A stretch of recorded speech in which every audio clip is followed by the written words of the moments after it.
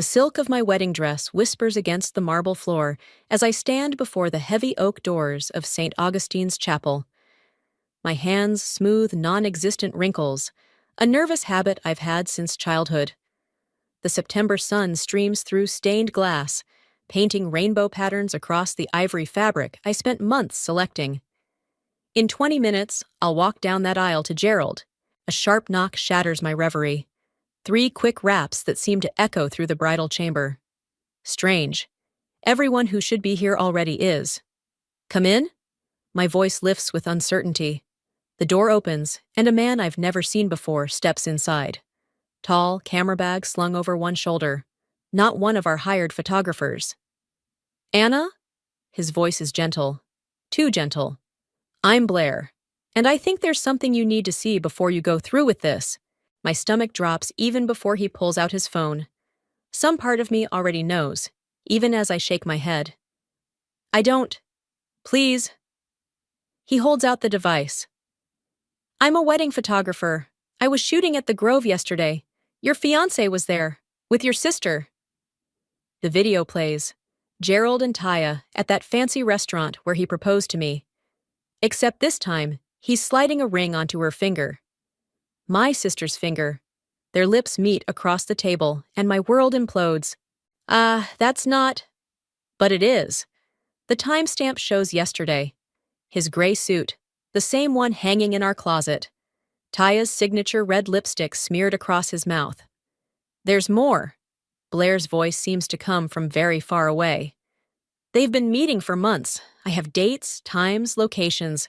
I'm so sorry. My knees give out, and I sink onto a nearby chair.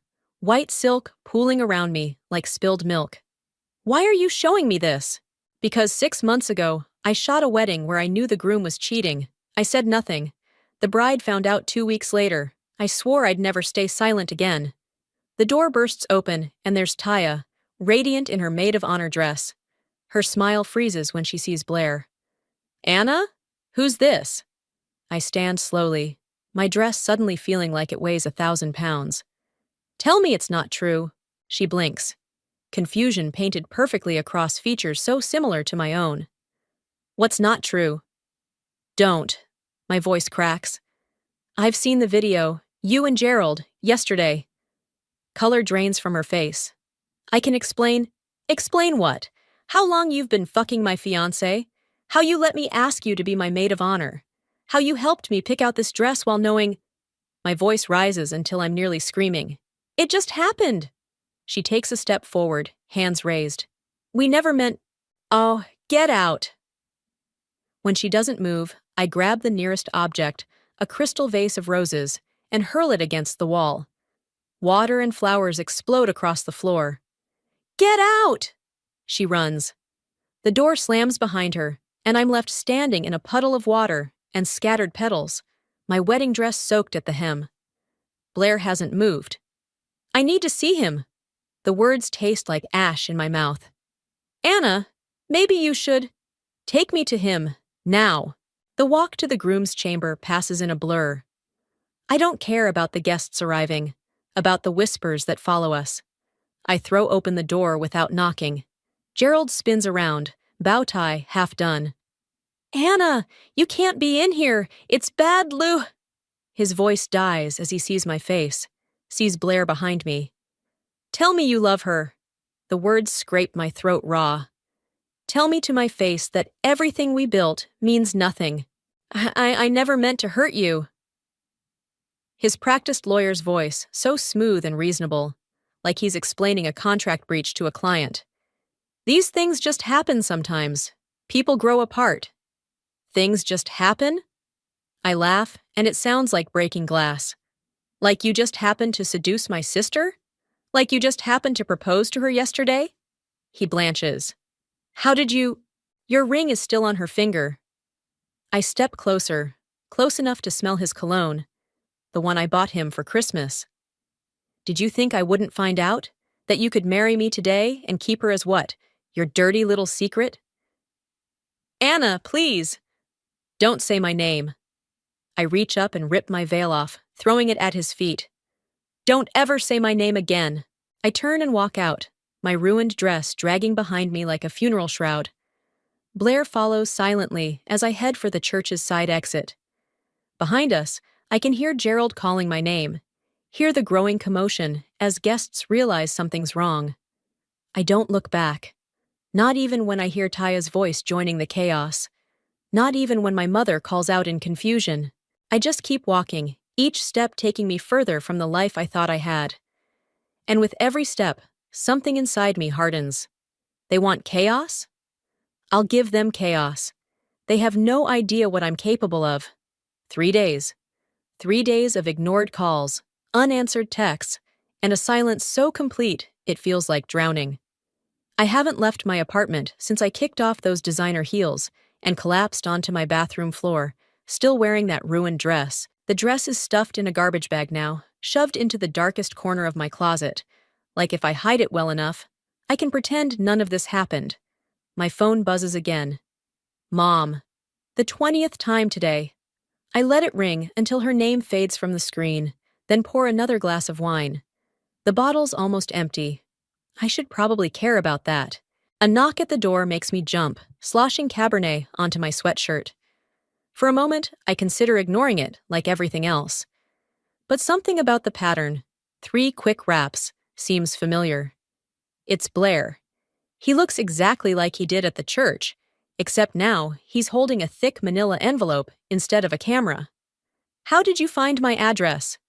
The same way I found out about Gerald and Taya. I'm good at what I do. He holds out the envelope. These are for you. Inside are photos, dozens of them, spanning months. Gerald and Taya at restaurants, parks, entering hotels. Each one dated, time-stamped. My sister wearing different outfits, but always that same red lipstick. My fiancé, ex-fiancé, looking at her the way he used to look at me. Why? My voice cracks. Why are you doing this? Blair leans against my doorframe. Because what they did was wrong, and because I think you deserve to know everything. Everything? He pulls out his phone, swipes through to show me another photo. This one's different. Gerald in his office, shaking hands with a man I don't recognize. Documents spread across his desk. That's Alexander, Blair says. Gerald's secret business partner, the one he never told you about. My head spins. What business partner? Gerald works for Harrison and Mills. On paper, sure, but he's been running a side operation with Alexander for months. Something about real estate development deals. Blair's eyes meet mine. Using insider information from your architectural firm. The wine glass slips from my fingers, shattering on the hardwood. Red spreads like blood across the floor. That's impossible. I never gave him... But even as I say it, memories surface. Gerald asking casual questions about my projects, looking through my work laptop when I was in the shower. All those times he encouraged me to bring work home. Son of a bitch! I sink onto my couch, mind racing. He used me. This whole time he was using me. There's more. Blair steps carefully around the broken glass. Your sister? She works in commercial banking. Perfect position to help arrange financing for their deals. Laughter bubbles up in my throat, harsh and bitter. So what? Their affair started as a business arrangement? How romantic. Anna, Blair's voice turns serious. They're planning something big, something that could tank your firm's reputation if it goes wrong. You need to... My phone rings again. This time it's Yusuf, my business partner. My stomach lurches as I answer. Anna, where are you? The Morgan Street project presentation is in 30 minutes. Reality crashes back. The biggest project of my career. How could I forget? I'll be there. Just stall them. I hang up and look at Blair, still standing there with his envelope of destruction. Why should I trust you? I don't even know you. Because I have nothing to gain by lying. He sets the envelope on my coffee table. And because you're not the only one they've hurt. Before I can ask what he means, he's gone, leaving me with a floor full of broken glass and evidence of betrayals I never saw coming. My phone pings with a text from Taya. Please talk to me. I can explain everything. Another from Gerald follows. Don't do anything rash. We should discuss this like adults. Like adults. Like I'm the unreasonable one for being upset about their betrayal, about them using my work, my trust, my love against me. I look at my reflection in the window, messy hair, wine-stained sweatshirt, eyes red from crying. This isn't me. This isn't the Anna who graduated top of her class, who built her firm from nothing, who never backs down from a fight. The Morgan Street presentation can wait. I have a new project now. I pick up Blair's envelope and start spreading photos across my coffee table. Each one a piece of evidence, each one a weapon. They want to play games with my life? Fine. But they're about to learn I'm not just some architect who designs other people's dreams. I'm the woman who's going to tear their whole world down. Gerald's spare key burns in my palm as I stand outside his apartment door. Our apartment, until 3 days ago. Funny how quickly ours becomes his. It's 2 p.m. on a Wednesday. He should be at the office, probably schmoozing clients or plotting with Alexander. Still, my hand trembles as I slide the key into the lock. The apartment smells different. Taya's perfume lingers in the air, jasmine and betrayal. I force myself to breathe through my mouth as I move through rooms that feel like a museum of my former life. Photos of us still hang on the walls. I should take them down, but that's not why I'm here. His home office. The door's locked, but I know where he keeps the key, taped under his desk drawer. Some habits don't change. Inside, everything looks normal at first glance. The same leather chair where he'd work late into the night. The same pretentious law books lining the walls. But now I notice things I missed before. A second phone charger. A woman's hair tie on the desk. My sister's hair tie. Focus, Anna. I start with the filing cabinet. Tax records, investment statements, property deeds. Nothing unusual. But there, in the back of the bottom drawer, a manila folder labeled Private Holdings. My hands shake as I open it. Inside are documents about a development project. The Riverside Complex. My firm's biggest competitor lost the bid for this last month. According to these papers, Gerald and Alexander are silent partners in the development company. The dates line up perfectly with when Gerald started asking about my work. A noise in the hallway makes me freeze. Keys jingling, footsteps. I shove the folder back, heart pounding. The front door opens. Gerald? Taya's voice. Are you home early? Shit. I ease the office door closed, looking frantically for somewhere to hide. The closet's too obvious. Under the desk? Behind the curtains? Her footsteps approach. I'm out of time. The door opens, and there she is. My sister stares at me like she's seeing a ghost. Anna? Her voice cracks. What are you doing here? I straighten up, clutching the folder behind my back. I could ask you the same thing. This isn't your apartment. It's not yours anymore either. She takes a step forward. You need to leave. Or what? You'll tell Gerald? Go ahead. Add it to the list of things you've told him behind my back. That's not fair. Her eyes fill with tears. Always the victim, our Taya. You don't understand. I understand plenty. I edge toward the door. I understand you're helping him steal insider information from my firm. I understand you're both using me to make yourselves rich. She pales. How did you? What I don't understand is why. My voice breaks despite my best efforts. I'm your sister, Taya. Your big sister. I changed your diapers, helped you with homework, held you when Dad left. How could you do this to me? Because it's always about you, she explodes. Perfect Anna with her perfect career and perfect fiancé. Mom's favorite, Dad's golden child. Do you know what it's like living in your shadow? So this is revenge? Sleeping with my fiancé? Helping him steal from me? No, I love him. He loves me. This isn't about you. I laugh, harsh and hollow. Keep telling yourself that. But remember this moment, Taya. Remember you had a chance to come clean, to choose your sister over a man who betrays everyone he claims to love. Anna, wait! But I'm already pushing past her, the folder tucked under my shirt. I make it to my car before the tears start. My phone buzzes. A text from Blair. Meet me at Cafe Luna. Found something about Alexander you need to see. I wipe my eyes, start the engine. The folder feels heavy against my ribs, full of evidence and ammunition. But Taya's words echo in my head. Perfect Anna, Mom's favorite, living in your shadow. How long had she felt that way?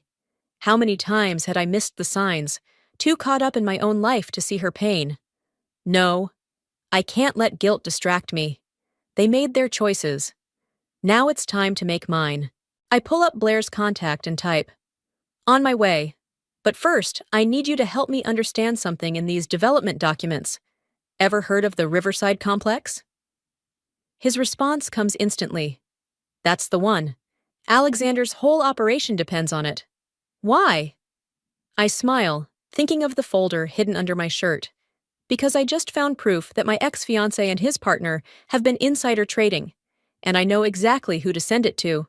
Sometimes the best revenge isn't about destroying someone's future, it's about exposing their past. Cafe Luna's afternoon crowd provides perfect cover as I slide into the booth across from Blair. His laptop is open, screens reflecting in his glasses. He doesn't look up. "You're late." "Had an unexpected run-in with my sister." I pull out the folder. "But I got what we needed." Finally, he meets my eyes. "You confronted her?" "She showed up while I was searching Gerald's office." My hands shake slightly as I spread the documents across the table. "Found these. Proof they're using inside information from my firm." Blair studies the papers, frowning. "This is bigger than I thought. Look at these signatures. Alexander's not just Gerald's partner. He's the mastermind." "What do you mean?" He turns his laptop toward me. On screen is a news article from 2 years ago. "Developer faces allegations of corporate espionage." "So, Alexander's done this before," Blair explains. "He finds vulnerable companies, plants people inside them, extracts information. Gerald's just his latest puppet." My coffee turns bitter in my mouth. "And Taya?" "Probably didn't know at first. Alexander likes using personal relationships as leverage. Once she was in too deep—" "Stop!" I press my fingers to my temples. "Just stop making excuses for them." I'm not. I'm showing you what we're really dealing with. Alexander's dangerous, Anna. He's ruined people for less than what you're planning." A message pops up on my phone. "Yusuf, need to talk. Urgent." I have to go. I start gathering the documents. "My business partner." Blair's hand catches mine. "Wait, there's something else you need to see." He pulls up another file. Photos of Alexander with various people, all taken through windows or from across streets. All candid. All clearly surveillance shots. "Why do you have these?" My voice sounds distant to my own ears. "Who are you, really?" He closes the laptop slowly. "I told you I was a wedding photographer. I am. But I also do other kinds of photography, for people who need evidence." "You're a private investigator." "Sometimes. Mostly I help people who've been wronged find justice." His eyes hold mine. "Like Alexander's last victim hired me to do." The pieces click together. "That's how you knew about Gerald and Taya. You were already watching Alexander." "Yes. And now I'm warning you. If you go after Gerald directly, Alexander will destroy you. We need to be smarter." My phone buzzes again. "Yusuf." "They're here. Where are you?" "Who's there?" Blair asks, reading over my shoulder. "I don't know, but—" My voice dies as another message appears. This one from Gerald. "Hope you're ready to be reasonable. Meeting your partner now." Ice floods my veins. "They're at my office. Gerald and Alexander. They're meeting with Yusuf." "Anna, don't!" But I'm already running. Documents clutched to my chest. Heart pounding in rhythm with my feet on pavement. The office is 3 blocks away. Each step feels like an eternity. I burst through the glass doors, just as Gerald, Alexander, and Yusuf emerge from the conference room. They all turn to stare at me, disheveled, breathing hard, probably looking half crazy. "Anna," Gerald's lawyer voice, smooth as oil. "Perfect timing. We were just discussing the Riverside situation with Yusuf." Alexander steps forward, hand extended. Tall, elegant, Everything about him screaming old money and influence. So this is the talented architect I've heard so much about. I ignore his hand. Yusuf, whatever they're offering, don't trust them. Anna. Yusuf's face is tight with concern. They have majority investor support. The board's voting this afternoon. Voting on what? The merger. Alexander's smile doesn't reach his eyes. Your firm's expertise combined with our resources. Everyone wins. How everyone except the people you steal from? I pull out the documents with shaking hands. I have proof of what you've been doing. The insider trading, the corporate espionage. Anna, stop! Gerald steps between me and Yusuf. You're upset about personal matters. Don't let that cloud your professional judgment. Personal matters? I laugh, high and sharp. Like you sleeping with my sister while stealing my work? The office goes silent. Yusuf's eyes widen. Even Alexander's smile slips. Perhaps, Alexander says carefully, we should continue this discussion privately. No? I meet Gerald's eyes. No more private discussions. No more secrets. I turn to Yusuf. Give me 1 hour. Let me show you what they really are before you sign anything. Yusuf looks between us, then nods slowly. 1 hour. You're making a mistake, Alexander says softly. Some doors can't be unopened. I think of Taya's tears, of Blair's warnings, of everything I stand to lose. Then I think of everything I've already lost. Good, I say, and my voice doesn't shake at all, because I'm done with closed doors. Let them come. I'm ready to tear this whole house of cards down. The hospital corridor stretches endlessly before me, antiseptic and unforgiving. Mom's text came just as I was preparing my evidence for Yusuf. Emergency room, come now. I find her in a curtained alcove, pale against white sheets. Monitors beep steadily beside her. The sight stops me cold. She looks so small. Mom? Her eyes flutter open. Anna, you came. Of course I came. I take her hand, noting how cold her fingers feel. What happened? Just a spell. Blood pressure. She waves her free hand dismissively. The doctor says, it was a minor heart attack. Taya's voice behind me makes me stiffen. Which you'd know if you answered your phone. I turn slowly. My sister looks exhausted, her makeup smeared like she's been crying. How long have you been here? 3 hours, since she collapsed at lunch. Taya's eyes are accusatory. While you were busy plotting revenge. Girls! Mom's voice is weak but stern. Not here. A doctor appears, clipboard in hand. He explains things like stress-induced cardiac event and contributing factors, while I try to breathe around the knot in my throat. When he mentions family history, I remember Dad clutching his chest 6 years ago. Another heart attack in this same hospital. She needs rest, the doctor concludes. And peace, no stress. Taya and I exchange glances. Peace, right. I'll stay, we say simultaneously. Mom sighs. Both of you out. I need to sleep, and you need to talk. Mom? Now! Even pale and tired, she manages to sound commanding. Fix this. The hospital cafeteria is nearly empty. Taya picks at a muffin while I stare into coffee that tastes like warm dishwater. The merger vote is in 40 minutes, she says finally. I know. If you show those documents to Yusuf, Gerald will lose everything. I look up sharply. Is that what you're worried about? Gerald's career? Mom is in the hospital. Because of us! Taya's voice cracks. Because we're tearing this family apart. You think I don't know that? You think I don't hate myself every time I look at her? Then why did you do it? Because... She crumbles the muffin between her fingers. Because for once in my life, someone chose me first. Not Anna's little sister, just me. My phone buzzes. Blair. Alexander's calling emergency board meeting. Moving vote up. Where are you? I have to go. I stand, but Taya grabs my wrist. Wait, there's something you don't know about Alexander. Her eyes dart around the cafeteria. Something bad. He has plans for the firm after the merger. People will lose jobs. Your projects will be stripped for patents and shelved. How do you know this? Because I saw the real merger documents, the ones they're not showing Yusuf. She pulls out her phone, hands shaking. I took pictures. I was going to show you, but then, Mom. I stare at the screenshots, detailed plans to dismantle my firm, steal our intellectual property, lay off most of the staff, all hidden in careful legal language. Why are you showing me this? Because you're my sister. Tears spill down her cheeks. And because Mom's right, this has to stop. But Alexander, he's dangerous, Anna. If Gerald doesn't deliver this merger, I'm afraid of what he'll do. My phone buzzes again.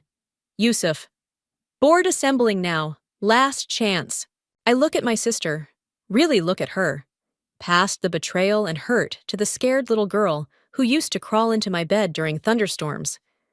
Then I think of Mom in that hospital bed, of Blair's warnings, of Alexander's cold smile. Come with me. What? To the board meeting. Bring those documents. Help me stop this the right way.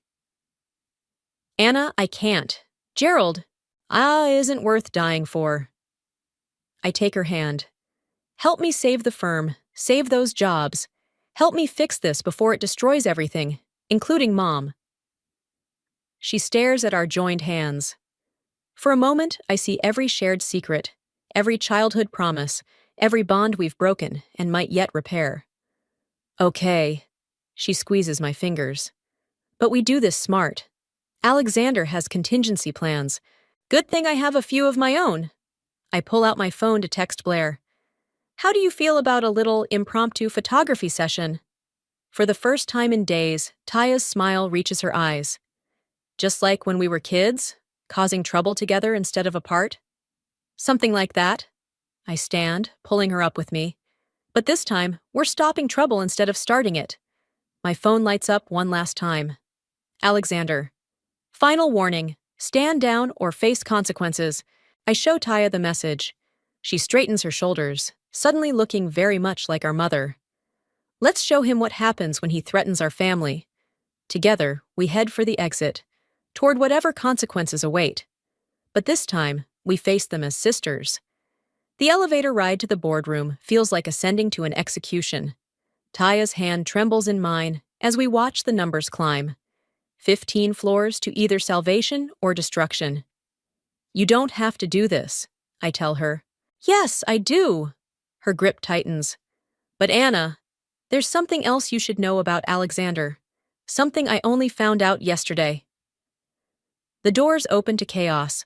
Board members cluster in the hallway, voices raised. Gerald stands at the conference room entrance, face flushed as he argues with Yusuf. Everyone falls silent when they see us. What is this? Alexander emerges from the crowd, elegant as ever in his tailored suit. The meeting is closed to non-board members. Good thing I brought evidence then. I step forward, Taya's documents clutched to my chest. Evidence of your real plans for this merger. Gerald moves toward us. Taya, what are you doing? The right thing. Finally. Her voice shakes but holds firm. Show them, Anna. I start distributing the screenshots, watching faces change as they read. Confusion, shock, anger. Alexander's mask doesn't slip, but his eyes turn glacial. These documents are clearly fabricated, he says smoothly. A desperate attempt by a jilted woman to... They're real. Taya's voice cuts through the murmurs. I took those photos myself, from Gerald's private files. Gerald goes pale. You did what? Oh, she did more than that. Blair's voice makes everyone turn. He stands in the doorway, laptop open. She also recorded your conversation last week about the patent theft plans.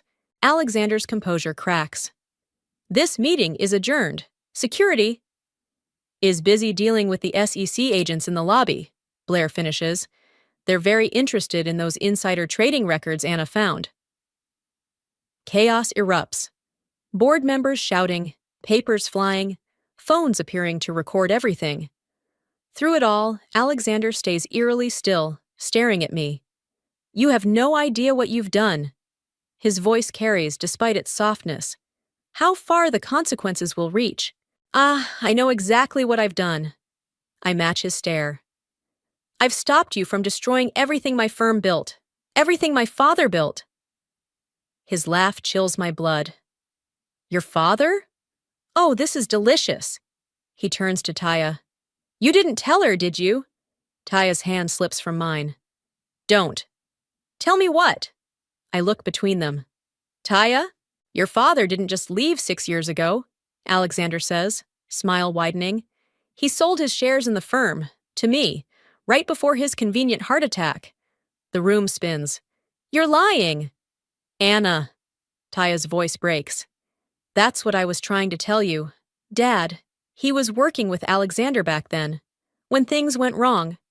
He chose to disappear rather than face the consequences, Alexander finishes. Like father, like daughter, always running from hard truths. Shut up! The scream tears from my throat. You're lying, all of you! Anna, wait. Taya reaches for me, but I'm already moving, shoving through the crowd toward the exit. Gerald blocks my path. You need to listen! My palm cracks across his face before I realize I'm going to slap him. The sound echoes in sudden silence. Don't ever tell me what I need again. Blair appears at my elbow. SEC agents are coming up. We need to get out of my way. I push past him, past all of them. Just everyone stay away from me. The elevator doors close on their voices.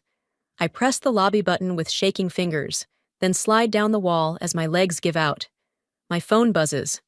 A text from an unknown number. Your father says hello from Vancouver. Then another. Shame if your mother had another stress incident. The threat lands like a physical blow. I think of Mom in that hospital bed, of Dad's disappearance, of everything Alexander has already taken from my family. The doors open to suited agents flooding the lobby. Blair must have called them, thinking he was helping. But all he's done is force Alexander's hand. My phone buzzes again. This time it's Taya. Where are you? Don't run. Please, we can fix this together. Fix this? How do you fix learning your whole life is built on lies? How do you fight someone who's been pulling strings since before you knew there was a game? The answer hits me as I watch the agents stream toward the elevators. You don't fight on their terms. I text Blair. Need everything you have on Alexander, all of it. Then Taya. Meet me tonight. Bring Dad's old files. Time to write our own ending. Finally, I text the unknown number. Touch my mother and find out exactly how much like my father I'm not. Alexander wants to play with threats and shadows? Fine. But he's about to learn that some daughters don't run. They burn everything down instead. Rain hammers against the windows of Dad's old lake house, each drop an accusation. 6 years of dust coats everything, but his presence lingers like a ghost. The same leather chair, the same heavy desk, the same filing cabinets where Taya and I used to play hide and seek. Now we're hunting different secrets. Found something. Taya's voice is muffled as she pulls a thick folder from the bottom drawer. Dad's original partnership agreement with Alexander. Lightning flashes as I take the folder. The documents inside tell a story of gradual corruption. Alexander slowly taking control through a web of shell companies and leveraged deals. He trapped Dad the same way he trapped Gerald, Taya says softly. Used people's weaknesses against them. What was Dad's weakness? Us. She pulls out a photo, Dad with Alexander, both younger. A newspaper clipping about college funds and investment opportunities. He wanted to secure our futures. Alexander promised. A floorboard creaks behind us. He promised a lot of things. Gerald's voice makes us both spin around. He stands in the doorway, rain-soaked and haggard. To a lot of people. Taya steps forward. How did you? Follow you? Same way I always knew where to find you. He pulls out his phone. That tracking app you let me install works both ways. My hand inches toward my bag where Blair's gun rests, a precaution he insisted on. Where's Alexander? Right here. Alexander steps out of the shadows, immaculate despite the storm. Family reunion? How touching. This ends tonight. I grab the documents. We're taking these to the SEC. No, you're not. Alexander's smile doesn't waver as he pulls out a phone. Because in exactly 1 minute, unless I send a specific text, certain photos will be sent to the medical board. Photos of your mother's doctor accepting bribes to manipulate her treatment. The room goes cold. You wouldn't. Wouldn't I? Ask your father. Oh, wait. He checks his watch. 40 seconds. Don't. Gerald steps forward. This isn't what we discussed. Plans change. Alexander's eyes never leave mine. 30 seconds. Wait. Taya moves between us. I have something you want more. Dad's real ledger. The one that proves where all the money went. Alexander's smile slips. You're bluffing. Am I? She pulls out her phone. 10 years of transactions. Every bribe, every shell company, every cent you stole. One button, and it goes to every financial authority in the country. 15 seconds, Alexander says, but his voice wavers. Taya, don't. Gerald reaches for her. He'll what? I cut in. Kill us like he killed Dad? Silence crashes like thunder. I didn't kill anyone. Alexander's mask cracks. Your father ran because he was weak, because he couldn't handle. Handle what? A new voice asks. We all turn. There in the doorway stands our father. He looks older, grayer, but his eyes are the same. Handle discovering your partner was embezzling millions. Handle the threats against his family? Dad? Taya's voice breaks. Alexander's phone clatters to the floor. Impossible. You're in Vancouver. Was in Vancouver, until Blair found me. Dad steps into the room. Hello, Alexander. We need to talk about those ledgers. You have no proof. Actually, Blair says, appearing behind Dad with several SEC agents. They have everything, including your conversation just now. Everything happens at once. Agents swarming in. Alexander lunging for his phone. Gerald trying to run. But all I can see is Dad's face as he looks at Taya and me. I'm so sorry, he whispers. I thought I was protecting you by leaving. You weren't. The words taste like tears. But you can protect us now. Tell them everything. Hours later, I stand on the lake house porch, watching Alexander and Gerald being led to separate cars. Taya leans against the railing beside me, Dad's arm around her shoulders. Mom's doctor called, she says quietly. The real one. She's being released tomorrow. Good. I watch the rain slow to a drizzle. Think she'll forgive us for all this? For taking down the man who destroyed our family? For bringing Dad home? Taya smiles. A real smile, like when we were kids. I think she'll manage. Blair approaches, tucking away his badge. His real badge, as it turns out. SEC wants statements tomorrow. And Anna, there's something else you should know about the firm. Let me guess. More secrets? No. He grins. The board voted. They want you as CEO. I look at my sister, at our father, at the life we're piecing back together from broken things. Only if Taya comes back as CFO. She stares at me. After everything I did? Because of everything you did to make it right. Dad squeezes her shoulder. Sometimes the strongest foundations are built on repaired cracks. The architect in me knows he's wrong. Structurally speaking, cracks always leave weakness. But maybe families are different. Maybe they're stronger where they've been broken and healed. Maybe that's what makes them worth fighting for. The morning sun streams through my office windows. My father's old office, now mine. The nameplate arrived yesterday. Anna, Chief Executive Officer. It still feels surreal. A knock at the door interrupts my thoughts. Blair enters without waiting for a response. Typical investigator style. Final depositions are done, he says, dropping a thick file on my desk. Alexander and Gerald took the plea deals. Prison time? 8 years for Alexander, 5 for Gerald, with restitution payments. He hesitates. There's something else. We found evidence of another partner, someone who helped them hide the money. My stomach tightens. Who? Your mother. The world tilts sideways. That's impossible. She was protecting you. All of you. Blair slides another document across my desk. She tracked every transaction, kept records of everything Alexander did. She's the one who helped your father disappear when things got dangerous. I stare at the familiar handwriting. Mom's neat columns of numbers, dates, names. A parallel ledger tracking Alexander's crimes. Does Taya know? I'm about to. My sister appears in the doorway, looking sharp in her new CFO suit. Mom just told me everything. That's why she had the heart attack. Stress from keeping the secret all these years. I think of Mom in her hospital bed, of all the times she urged me to let things go, to walk away. She wasn't being passive. She was trying to protect me from what she already knew. Where is she now? Conference room, with Dad. Taya's voice catches. And the SEC agents. We find them surrounded by papers and coffee cups. Mom looks up as we enter, her eyes tired but clear. I suppose you have questions. Just one. I sit across from her. Why didn't you tell us? Because I needed proof. Real proof, not just suspicions. She spreads out her records. I've been building this case for 10 years, waiting for the right moment. The heart attack wasn't real, was it? Taya asks quietly. Mom's smile is slight but fierce. Let's just say certain doctors owe me favors. I needed everyone distracted while I gathered the final pieces. Dad reaches for her hand. I wanted to come back so many times, but Olive insisted we wait until we could take Alexander down completely.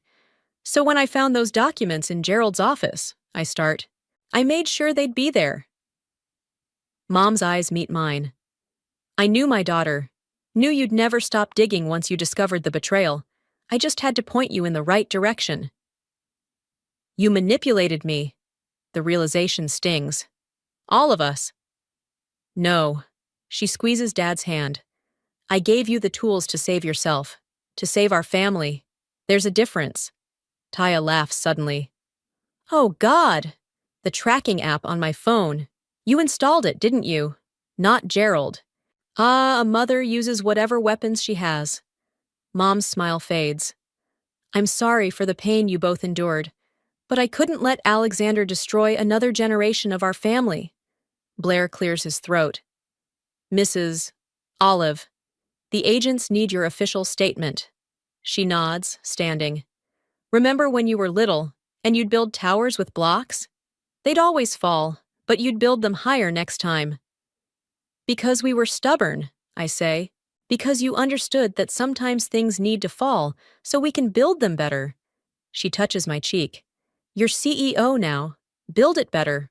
Later, in my office, Taya helps me pack Dad's old things.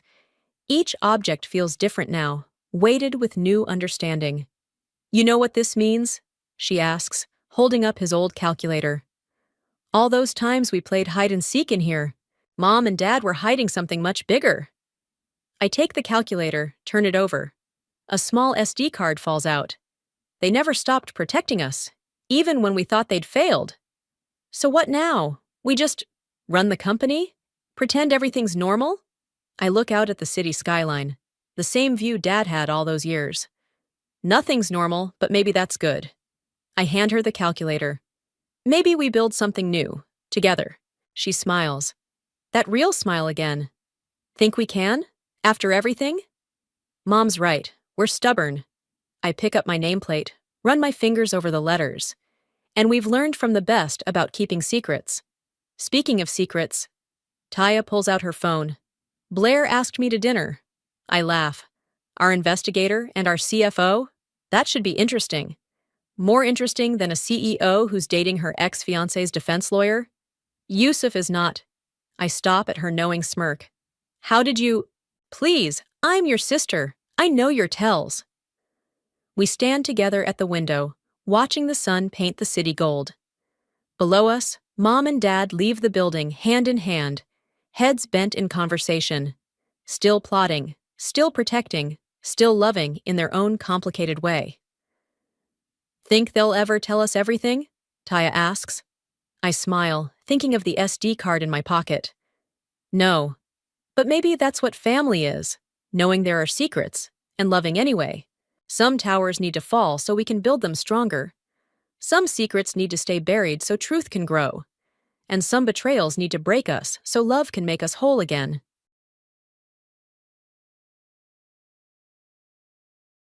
Hi there. My name's Larissa. And this was supposed to be just a will reading. But instead, my own family laughed when they announced I was left with nothing, not a cent, not even my name in the will. They called me unfit, said I abandoned them. But the worst part? They planned it, together, long before I walked into that room. And just when I thought I had no voice left, my daughter stood up and said 7 words that made the whole room fall silent. The air inside my mother's parlor room felt like the kind of silence that precedes a tornado. Skylar squeezed my hand as we stepped inside, her fingers smaller than I remembered. Darlene was already seated at the center of the long oak table like a judge waiting to pass sentence. Her smile wasn't warm, it was practiced, like she'd been rehearsing it in the mirror all morning. The smell of lemon polish mixed with tension. My Aunt Irene gave me a once-over and didn't bother hiding her disapproval. Some cousins nodded, but it wasn't kindness, it was protocol. This wasn't a family reunion. This was a verdict. Holcomb, the family lawyer, shuffled papers as though he hadn't already made up his mind about me years ago. I caught his eyes, neutral but not kind, and took a deep breath before finding a seat at the end of the table, far from Darlene's perfectly manicured hands and laser-focused stare. He cleared his throat. "To Darlene Doyle," he began, "goes the primary residence and all its assets." Darlene didn't even blink. Of course she knew. She always knew.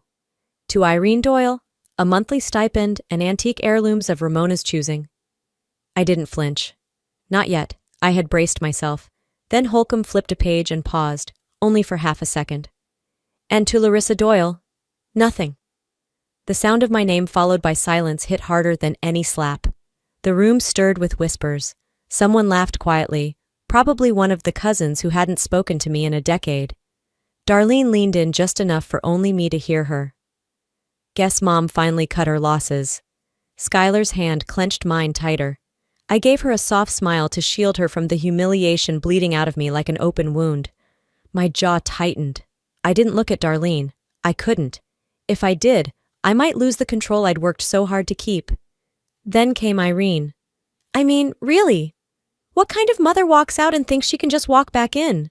That's not how family works. I didn't answer. I stayed still, let her words hover like flies. Darlene smirked and turned her gaze toward Skylar. "Poor girl. You deserve better than this woman. We all tried, but she chose to run." I snapped my head toward her, but stopped short of speaking. "Not here. Not yet. You came for the truth," I reminded myself. Not for their approval. Not for scraps. I kept my voice inside, swallowed the anger, and placed my free hand on Skylar's back, grounding myself in her warmth. Holcomb flipped the next page of the will. The sound echoed too loud in the still room. Darlene leaned toward me again and whispered, sharp as broken glass, "Mom made sure people like you disappear, and she did a damn good job." I didn't flinch. I didn't even blink. But my mind wasn't still, not after hearing her say it like that, with such satisfaction. I could feel Skylar shifting beside me, sensing the shift in me, sensing the heat crawling under my skin. Holcomb cleared his throat again, louder this time, but I noticed the slight hesitation in his fingers as he turned to the next page. A flicker of doubt? Or just nerves? I couldn't tell. But in that second, something clicked. He used to golf with my ex-husband, every other Sunday. They shared drinks, cheap advice, and complaints about their wives. I had forgotten that, buried it under years of survival. Now here he was, holding my name in one hand and my erasure in the other. Darlene leaned back in her chair like she owned the building. Her voice was syrupy and smug. "Since Larissa clearly wants to be part of the family again," she said, loud enough for everyone to hear, "we might as well address the elephant in the room." She turned toward the door and nodded once. It opened, and in walked Miss Kellis, Skylar's old kindergarten teacher. I hadn't seen her in years. "This is a bit unconventional," Darlene added with a laugh, "but it's important to understand patterns of behavior." I sat straighter but said nothing. Miss Kellis gave me a polite nod, then looked around the room. "Yes, I was Skylar Doyle's teacher. I remember her well. Sweet girl. But her mother was difficult to reach. She missed multiple meetings, left Skylar with neighbors often. At times, it felt like Skylar raised herself. The air thickened. Irene nodded like a church deacon backing a sermon. A few cousins leaned in, hungry for more. Holcomb stayed quiet, eyes on the carpet. Skylar looked at me, confused. I didn't look away. I couldn't. They were using my past as a weapon, but they didn't know the full story. She remembers one version, I thought. I lived the other. Back then, Skylar had asthma attacks weekly. I worked night shifts to pay rent on a one-bedroom apartment with a heater that barely worked. I made peanut butter sandwiches stretch 2 days. I kept her breathing, clothed, loved, even when my own mother shut the door in my face. I didn't speak. Not yet. Instead, I stood, walked over to the pitcher, poured Skylar a glass of water, and returned. My face was unreadable. My silence wasn't shame. It was strategy. The noise in the room dulled. They were expecting tears, a tantrum, a crack in the armor. But I gave them nothing. That, more than any outburst, made them uncomfortable. The room stayed still, but I could sense something shifting, like when you're standing on a dock and feel the tide pull beneath the planks. Holcomb tried to move on, but Darlene wasn't finished. She stood slowly, folding her arms, her voice loud enough to hush the whispers. "We're not just talking about morals anymore," she said. "We're talking theft." My chest tightened. She took money from Mom, asked the bank. Gasps, one soft curse from the back, and then silence. Irene didn't hesitate to pile on. There was an account that went negative out of nowhere. Thousands gone. We stayed quiet, for Mom's sake. She didn't want it public. My throat dried, but I didn't speak. Not yet. Holcomb glanced at me, then back down. That silence said enough. Darlene handed him a bank printout like it was a bomb wrapped in fax. "Here, 2016. Withdrawal. $4,000. Labeled household expenses." I didn't need to look. I remembered the day. The line at the pharmacy, the motel parking lot, Skylar's fever, the inhaler I couldn't afford. But they'd stripped all that away. Context erased. "She drained the account, then ran off," Darlene continued. "Let's stop pretending this is about grief." One of the cousins murmured, "Guess she cashed out before the will was even cold." No one laughed this time. They were watching me too closely, waiting to see if I'd break. I blinked, and I was back there again. It was raining hard. My ex slammed the front door after screaming so loud Skylar woke up gasping. She was 2. I wrapped her in my coat and drove, shaking the entire way. I pulled into Mom's driveway, knocked. She opened the door, looked at me, and then passed me like I wasn't there. "You left your vows," she said flatly. "You don't belong here." Then she closed the door. That night, I kept Skylar warm in the car, parked behind a Waffle House. I used the last of my tips to buy gas, baby formula, and cough syrup. 3 weeks later, I got my first paycheck from the nursing home. That money? It bought us time to survive. It didn't come from greed. It came from desperation. Back in the room, I met Darlene's eyes and smiled, not kindly. "Tell them what you spent Mom's inheritance on in 2018, I said, voice steady. "Or should I?" Darlene didn't even blink. She let out a short theatrical laugh that bounced off the crown molding. "Oh, please. We all know you love throwing mud when you're cornered." She turned to Holcomb and raised her voice for effect. "And I'll have my attorney file an injunction first thing Monday if this little circus keeps going." It was classic Darlene. When truth got too close, she threw legal smoke. Irene stood, not missing a beat. "This isn't about legacy anymore. This is about protecting the family from slander and shame." She looked around the room like she expected applause. All she got was more silence and a few eyes darting away. I stood slowly. My voice didn't rise. It didn't need to. "If I wanted to sling mud, Darlene," I said, "I'd start with your second mortgage. Or maybe the wellness retreat in Arizona you wrote off as elder care while Mom was in the hospital." A sharp inhale rippled through the room. Even Holcomb froze for a beat. Darlene's expression cracked for just a second, then snapped back into place. "You're bluffing." I stepped toward the table. "Try me." Skylar shifted closer to me. Her fingers brushed against my arm, but her eyes didn't leave Darlene. I didn't let up. You want to drag this into court? Fine, let's take it there. Just don't pretend you control the story anymore. Holcomb cleared his throat, loud this time. Let's all stay civil. The estate proceedings don't need to become litigious.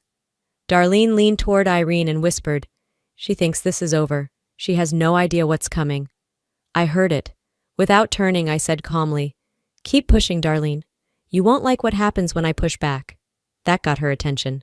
She stood, slow and deliberate, and met my eyes with something that almost looked like respect, but not quite. Her voice dropped to a simmer. Then push, sis. For a second, we just stared at each other, two sisters locked in a decades-long war, now face to face at its ugliest hour. The room had gone so quiet, even the ticking of the antique wall clock sounded like a drumbeat. Then came a voice I didn't expect. Grandma said this would happen. Watch this. I turned just in time to see Skylar rise from her chair. She stood tall, her chin slightly trembling but her voice clear. She walked calmly toward her backpack, unzipped it, and pulled out a small envelope. The silence cracked. Skylar stepped toward Holcomb and handed it to him with both hands. He looked at it like it might explode. The name across the front was written in my mother's handwriting, sharp, precise. Underneath, play only if things turn ugly. If Larissa is hurt, this means it did. Darlene shifted in her chair. Irene's jaw tensed. Where did you get this? Holcomb asked gently. Skylar looked at me first, then answered. She gave it to me after our last walk. She said I'd know when it was time. Holcomb peeled the flap open, revealing a USB drive and a folded note. He read the message again, slower this time. A hush fell across the room like fog.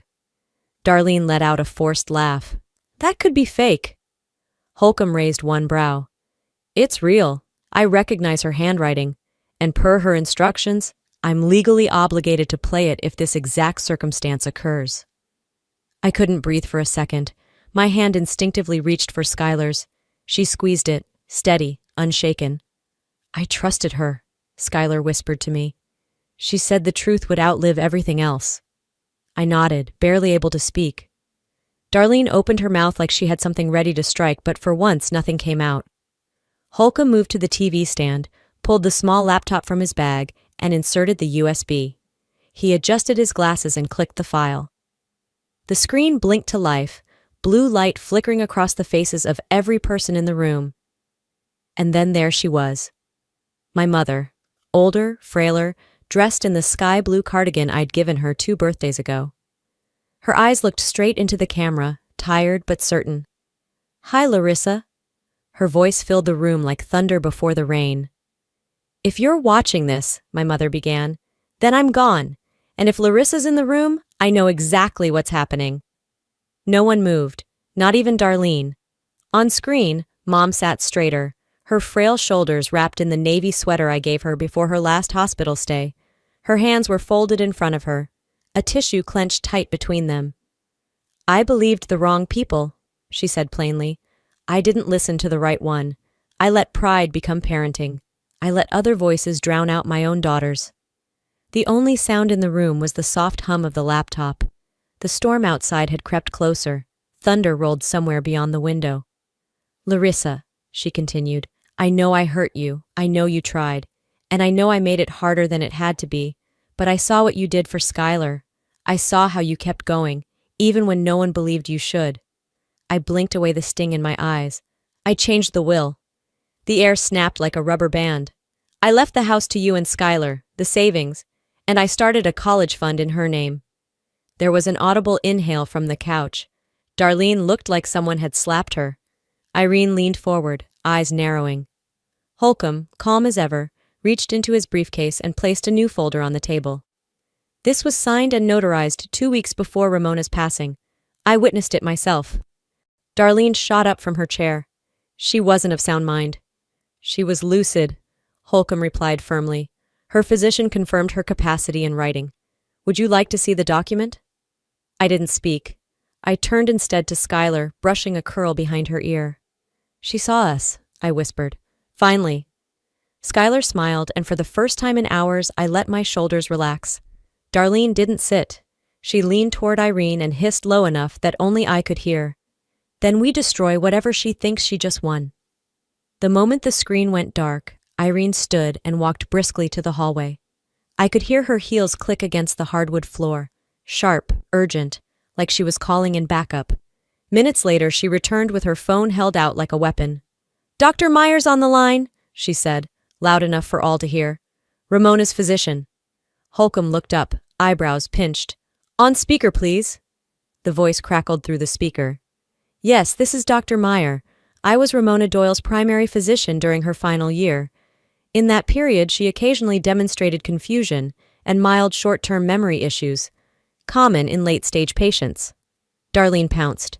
"So, just to clarify, doctor, you're saying she wasn't fully capable of making legal decisions?" A beat. "It's not that simple. She had moments of full lucidity, but that nuance didn't matter."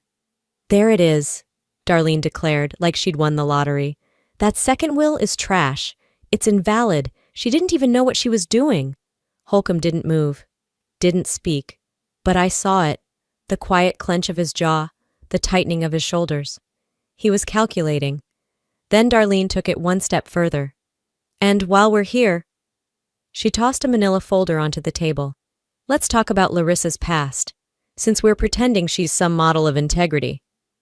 Inside, credit reports, missed payments, student loan defaults, a 2017 eviction. "She wants a house?" Darlene sneered. "She couldn't manage a studio apartment." For a moment I couldn't breathe. Skylar stared at the table, her small fingers gripping her dress. I felt heat crawl up my neck, but I didn't lash out. "That was survival," I said quietly. "You don't know what it means to start over with a toddler, no help, and $26 in your account." Irene rolled her eyes. "Excuses." Holcomb cleared his throat.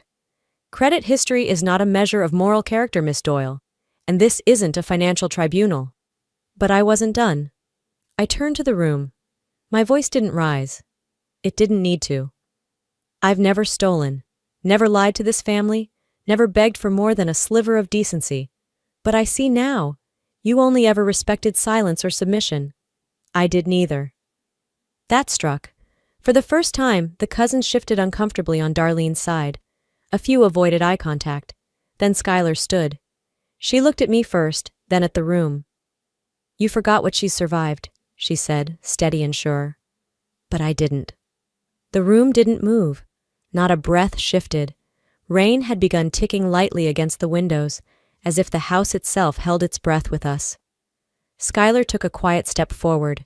She reached into her bag and pulled out a worn children's book. Corduroy. It had been her favorite when she was little. Now it was something more. She handed it to Holcomb. "There's something inside," she said softly. Holcomb opened the cover and found a folded piece of pale yellow stationery tucked in the middle. His brow furrowed as he unfolded it. The handwriting was unmistakable. "Dated 4 weeks after the video," he announced. "To Skylar." He began to read. "If they hurt your mother, show this. She is the strongest woman I know. She did what I couldn't. She left when I was too afraid. I regret not standing by her sooner." Holcomb's voice caught. He looked up. No one spoke. "This isn't just about inheritance, it's about justice." The weight of those words flattened the room. Some cousins shifted away from Darlene. A few looked down at their laps.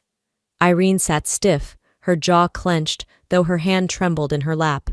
Darlene snapped, "Anyone can write a note and date it. It doesn't prove anything." Holcomb folded the letter with care. "The ink matches Ramona's pen. The signature is hers. It's authentic." Irene tried to rise, but her knees buckled. A cousin helped steady her. No one else moved. I stood and looked at Darlene. Not with fire, not with gloating, just finality. "You weren't trying to protect Mom's memory," I said. "You were trying to protect your version of her, the one who never changed. But she did." Darlene didn't answer. Her hand twitched like she wanted to speak, wanted to fight, but there was nothing left to say. Holcomb cleared his throat. "Per Ramona Doyle's revised will and supplemental evidence, all assets transitioned to Larissa Doyle." No gasps, no applause, just the rustle of paper and the sound of Darlene's heels crossing the hardwood as she picked up her folder, turned toward the door, and walked out. Irene followed. Slower, heavier. Skylar settled back beside me. Her hand found mine again. "You did more for me than anyone ever has," I whispered. She looked up and smiled. She trusted me. Holcomb adjusted his glasses and glanced in my direction. "There's just one more thing to sign, if you're ready." The morning air inside the house felt too still, like the walls had exhaled after holding their breath all night. Light filtered through the curtains, dull and quiet. It wasn't the kind of silence I remembered growing up here. This one didn't come with judgment. It came with peace. I moved slowly through the rooms. My hand grazed the old hall table, where a dusty crystal bowl still held faded peppermints. The hallway smelled faintly of Ramona's favorite lavender spray. I stepped into the living room. No voices, no glares, no watchful silence. Just space. I lowered myself into her chair, the one she never let anyone else use. For the first time, I didn't feel like an intruder. I sat back, let my fingers run along the soft armrest, and let the grief come. Not loud, not angry. Just there. Real, whole. Later, Holcomb knocked gently before entering. He held a manila folder in one hand, coffee in the other. "It's all official," he said. "Just needs your signature." I took the pen and paused. Did she know what this would cause? He looked down, nodding once. She didn't care. She said it was time something was finally right. After he left, Skylar came in with 2 mugs of tea. She set one beside me and curled up on the couch, legs tucked under. "You okay?" she asked. I looked at her. This child, this small, strong soul who held the line when no one else would. "You weren't just brave," I said. "You're the reason I kept standing." She shrugged gently. "I just said what needed saying." "Exactly," I whispered. "That's more than most grown-ups ever do." Outside, rain had stopped. The trees stood wet and quiet against the window panes. No more storms, just aftermath. We spent the rest of the day packing, not to erase the house, but to gather what mattered and leave what didn't. I didn't think of Darlene or Irene, not with anger, just nothing. I knew they'd never say sorry, but I also knew their silence didn't get to define me anymore. Skylar handed me a box marked photos. Inside, I found a picture of my mother, young, smiling, holding baby me. I didn't cry. I smiled back. She hadn't left me the house. She gave me my voice back. Before we close this chapter for good, there's something I want to leave with you, not just as the woman in this story, but as someone who walked through the fire and made it out standing. Sometimes, the justice we wait for doesn't come from courtrooms or signatures. It comes when we're finally seen, fully, without apology. For years, I thought silence made me strong. But strength, real strength, is choosing to speak when your voice shakes. It's standing tall, even when everyone's waiting for you to fall. If you've ever felt erased, overlooked, or told your story didn't matter, let this be your reminder. It does. You matter. You don't have to win the whole world over. Sometimes, you just need to hold your ground long enough for the truth to echo back. Now, I'd love to hear from you. Have you ever been made to feel like your voice didn't belong in the room? What did you do? Drop a 1 in the comments if this story touched something in you. Or tell me where you're watching from. I'd love to know. And hey, if this story didn't sit right with you, I welcome that too. Let me know why. Let's keep this real. And if you want to hear more stories like this, stories that speak to the cracks and courage in all of us, go ahead and subscribe. Hit that button so you don't miss what's next.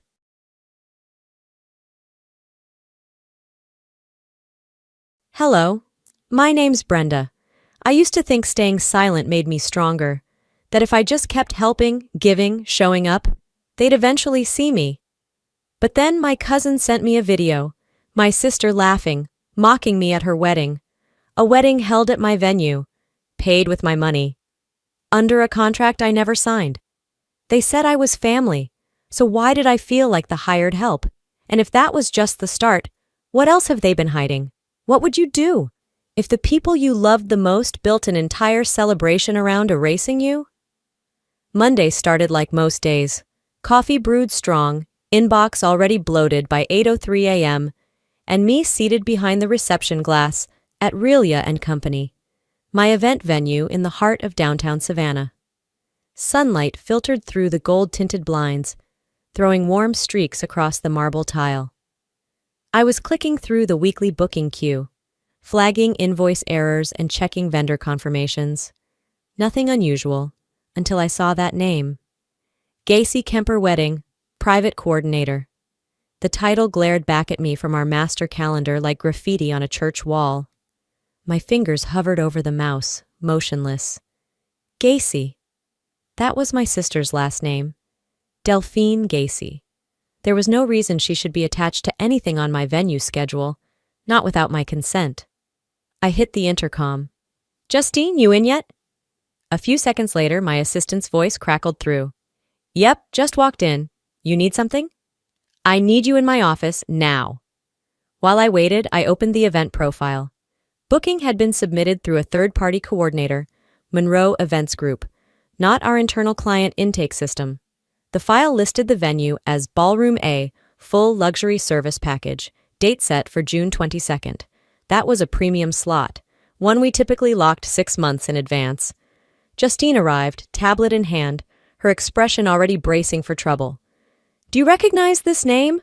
I turned the monitor toward her. Her brows lifted. Delphine? Isn't that your… Yes, I cut in. That's my sister. But I didn't authorize this. Justine scrolled through the file. Says it was booked 3 weeks ago, via Monroe, signed and paid. Signed by who? She tapped. Brenda Rilia. My blood chilled. Open the contract. She clicked the PDF open. Sure enough, there it was. My name at the bottom, in a signature that looked almost like mine. Elegant loops, confident strokes, but too wide, too dramatic. I didn't sign this. Justine looked up, concern etched on her face. Are you sure? I'd never sign a 6-figure booking without a face-to-face. We both stared at the screen. Total balance, $198,650. Package, custom floral installs, live musicians, valet, full bar, luxury rentals, imported linens, all charged under my name, with me listed as the financial underwriter. I opened my archive folder, scrolled to a verified contract from a previous client, and pulled up my actual signature. Side by side, the forgery became obvious. Whoever copied it had done their homework. But not enough. Justine let out a low whistle. This is big. I didn't answer. I was already 3 steps ahead, remembering a text from my mother sent weeks ago. Don't worry about the family stuff, sweetheart. We're handling it. Handling it? Apparently by forging my damn name. I clicked into our family WhatsApp thread. Buried between forwarded memes and Bible quotes, I found Delphine's message. Hope you all are free June 22nd. It's going to be the event of the year. Nothing else. No context, no venue mention, no RSVP follow-up, because there was nothing to confirm. It was a setup. They didn't need me to agree. They needed me to not check until it was too late. A sick heat pooled in my chest. I turned to Justine. Do we still archive overnight footage from last week? She nodded. 7-day loop. Why? I want to see who's been inside my ballroom. We fast-forwarded through the footage from 3 nights ago. There she was, Delphine, strutting through Ballroom A in stilettos, draped in silk, followed by a planner and 2 interns carrying clipboards and iPads. She never checked in. No clipboard signature, no call to staff, no text to me. She walked through my building like she owned the damn place. My jaw locked. This wasn't an accident. This wasn't a surprise party. This was a hijack. I inhaled through my nose and exhaled slowly. Every instinct screamed for confrontation.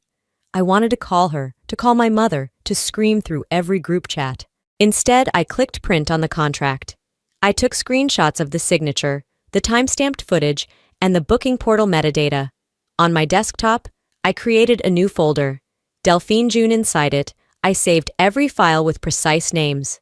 Forged_signature.pdf ballroom_footage_06-01.mov event _listing_monroe.png no confrontation. Not yet. Just documentation. Just preparation, I whispered under my breath. You chose war. I choose the weapon. Then I closed the folder, leaned back in my chair, and stared at the wall of floral samples behind my desk. The same ones I'd chosen for a client who actually respected my work. My fingers tapped the edge of the desk, steady and deliberate. She really thought I'd say nothing, I murmured, half smiling. She's right, for now. I stayed late that night. After saving the files and locking the office, I didn't go straight home. I walked the halls of Rilya and Company, past the arched doorways I designed, past the sconces I picked out, past the rooms my name paid for. I told myself I was just doing rounds, making sure everything was in place for the weekend weddings. But deep down, I needed to feel the bones of the place, to remind myself this building didn't just have my name on it, it had me in it. That's why the next morning, when I returned for a routine walkthrough, I knew something was off before I even stepped through the front lobby. The air had changed. There were lilies in the air. Lilies I didn't order. I could hear someone laughing from Ballroom A, a sharp, over-rehearsed cackle bouncing off the marble walls. As I walked toward the noise, I saw white rose petals scattered on the entry rug, petals that hadn't been part of any plan I approved. Inside, the ballroom was flooded with natural light, and Delphine. She was standing dead center under the crystal chandelier, the one I had flown in from Italy, wearing a silk jumpsuit, heels too loud for tile, and oversized sunglasses that screamed influencer in denial. She was snapping her fingers at the florist, waving a binder, pointing to the arrangements like she was commanding a film set. I blinked. Once. Slowly. My breath steadied. "Who approved this?" I asked, my voice low but clear, addressing the nearest staffer, a fresh-faced kid arranging centerpieces. He froze. The client, Miss Gacy." I turned to look at her. Delphine hadn't seen me yet. I took 2 steps forward. The kid quietly backed away, muttering something about checking the ribbons. And then she saw me. Delphine's posture shifted. She tilted her head, slowly pulling her sunglasses down to the tip of her nose. "Well, look who decided to grace us with her presence," she said, loud enough for the room to hear. I kept walking. Delphine's lips curved into a smirk. "You're not needed here, Brenda." "I wasn't aware I needed your permission to enter my own venue," I said calmly. She raised an eyebrow. "You don't. But this space is reserved for real guests." Then she turned to her planner, gestured toward me like I was a health code violation, and said the words that would be burned into my spine for years. "Someone get her out of here. Kick this beggar out. This is a luxury space, not a shelter." A silence fell. Not the kind that asks for clarification, the kind that knows what was just said. No one moved. A young staffer dropped a clipboard. A vase teetered and clinked but didn't shatter. I didn't say a word. I just stood there, watching it all. Watching how everyone, every intern, every vendor, every coordinator, pretended like I wasn't even there. Except Justine. She walked in through the side door, 5 seconds too late, scanning the room before locking eyes with me. Her steps slowed, her lips parted, as if to speak, but the air was too tight.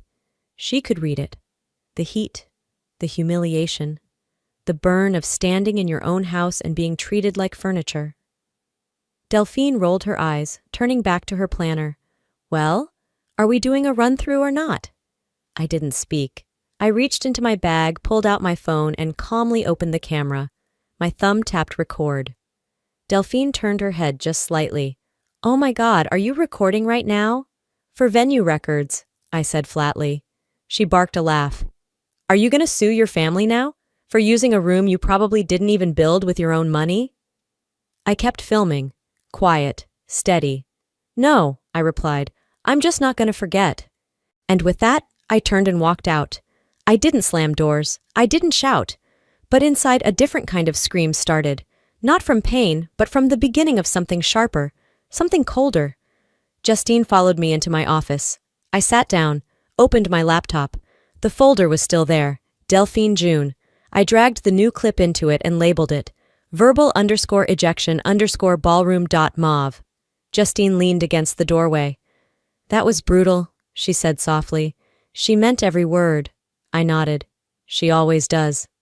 "You want me to pull her contract?" she asked. "No." I didn't look up. "Let her dig the hole first." Justine hesitated, then crossed the room and placed a cup of coffee on my desk. I opened a blank spreadsheet. Across the top, Sister account emotional overdrafts. First row, date vertical bar, incident vertical bar, emotional cost vertical bar response. I didn't fill anything in yet. I just stared at the blank cells. Then I clicked save. That night, I didn't go out. I didn't scroll social media. I poured a glass of wine, sat on my couch, and opened an old email my father once sent me after I'd paid for his car repair. "You've always been the strong one, B. That's why we lean on you." Back then, it felt like love. Now it felt like a sentence. I stared across the living room, at the wall where I'd framed the menu from my first restaurant. It was hand-typed, printed at a corner FedEx, laminated with the cheap roll I could afford at the time. But it had my name on it. I leaned back and whispered to the room, "You built this. Don't let them rewrite that." Then I reached for my phone. I pressed play on the recording from earlier. Her voice echoed through my living room like it was still bouncing off ballroom walls. "Kick this beggar out." I closed my eyes and breathed in the words. "Next time she opens her mouth," I said, "I'll own the microphone. Kick this beggar out." It was still echoing, in my head, in my bones. But what echoed louder wasn't what she said. It was the memory it triggered. Not the one from yesterday, but from years ago. I was 19, freshly moved into my first dorm at college, trying to juggle 2 jobs and a double major. Delphine had called crying. Again, she'd just failed another class and wanted me to co-sign a private loan. "It's just until next semester," she swore. I told her no, not because I didn't love her, but because my credit was barely breathing. That night, my mother called. "If you think you're too good for this family, don't come back." The words hit harder than I expected. Not because they hurt, but because she meant them.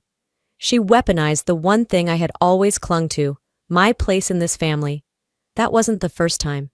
It was just the first time I heard it out loud. I took a long sip from the mug. The morning air felt heavier than usual. I tapped the side of the cup and thought about all the invoices life had handed me.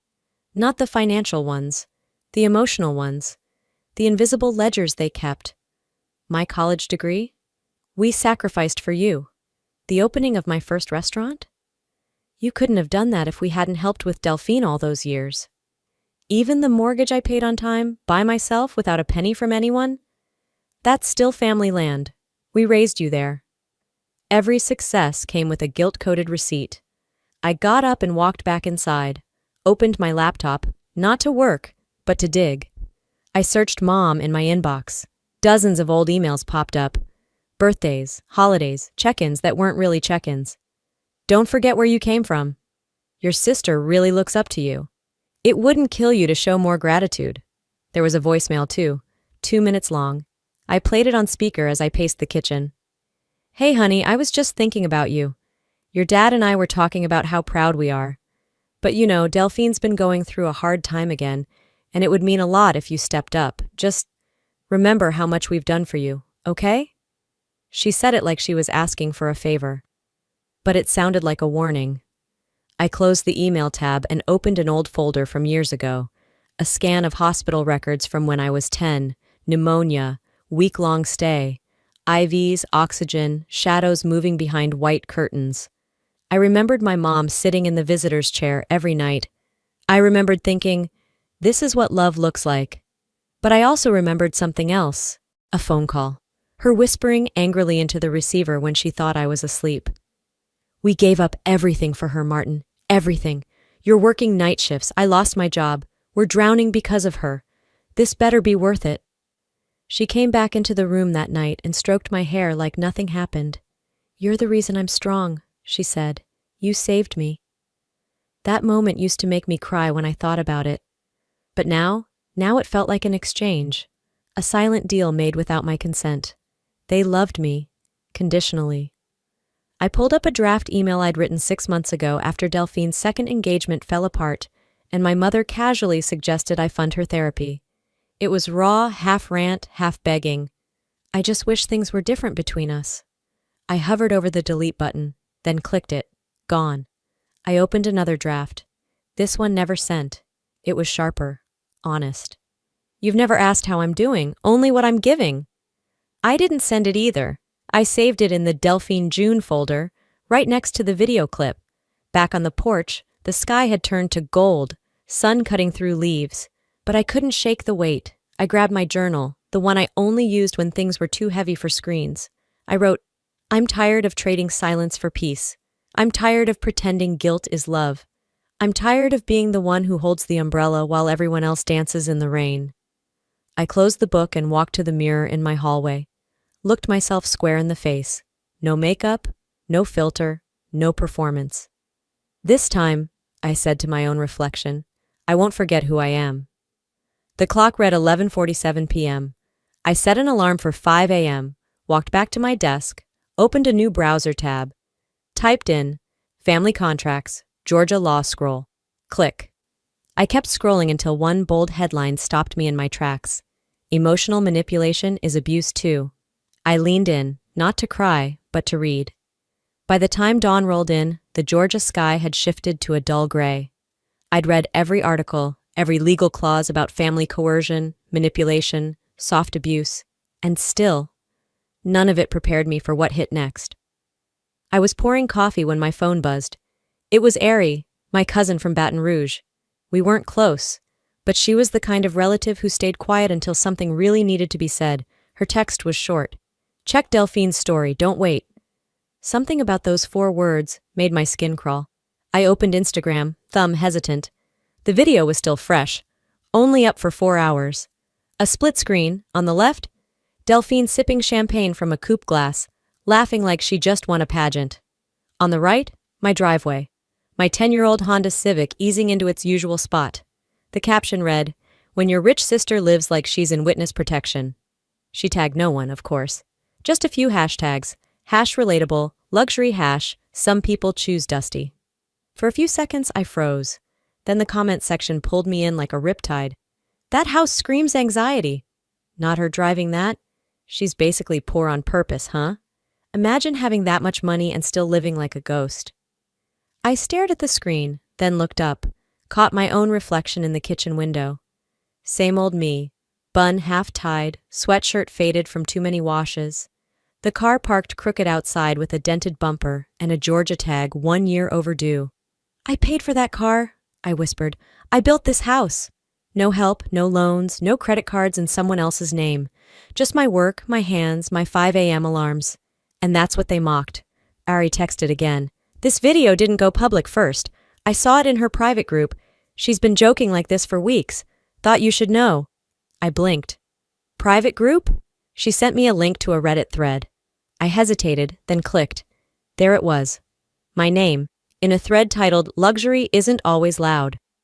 The post had been shared under a burner account, but the tone was unmistakably Delphine's. She described a family member who hoards money like a doomsday prepper and refuses to upgrade her life despite being loaded. People ran wild with it. Classic emotional manipulation tactic. Make yourself look poor to guilt the rich ones. That screams trauma. Probably the type who thinks Target is a personality. I closed the browser, not because I couldn't read more, but because I knew exactly what this was. It wasn't just pettiness. It wasn't just passive aggression. It was a calculated branding effort. She wasn't just mocking me to friends. She was positioning me, rewriting me, making me a character, a punchline, for strangers to chew on. And they didn't even know me, but she gave them just enough to laugh. I didn't respond. I didn't post a rebuttal or tweet a clapback.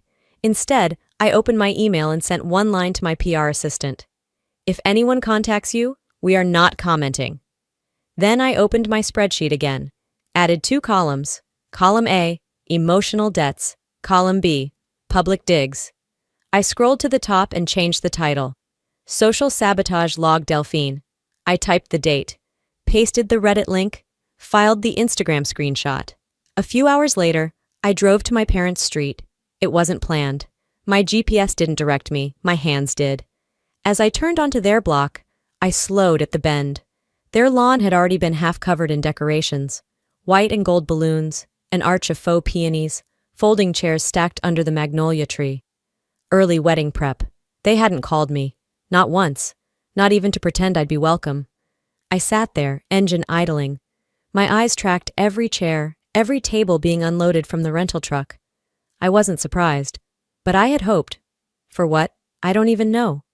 Maybe for someone to ask if I'd show, if I'd help, if I even mattered enough to RSVP.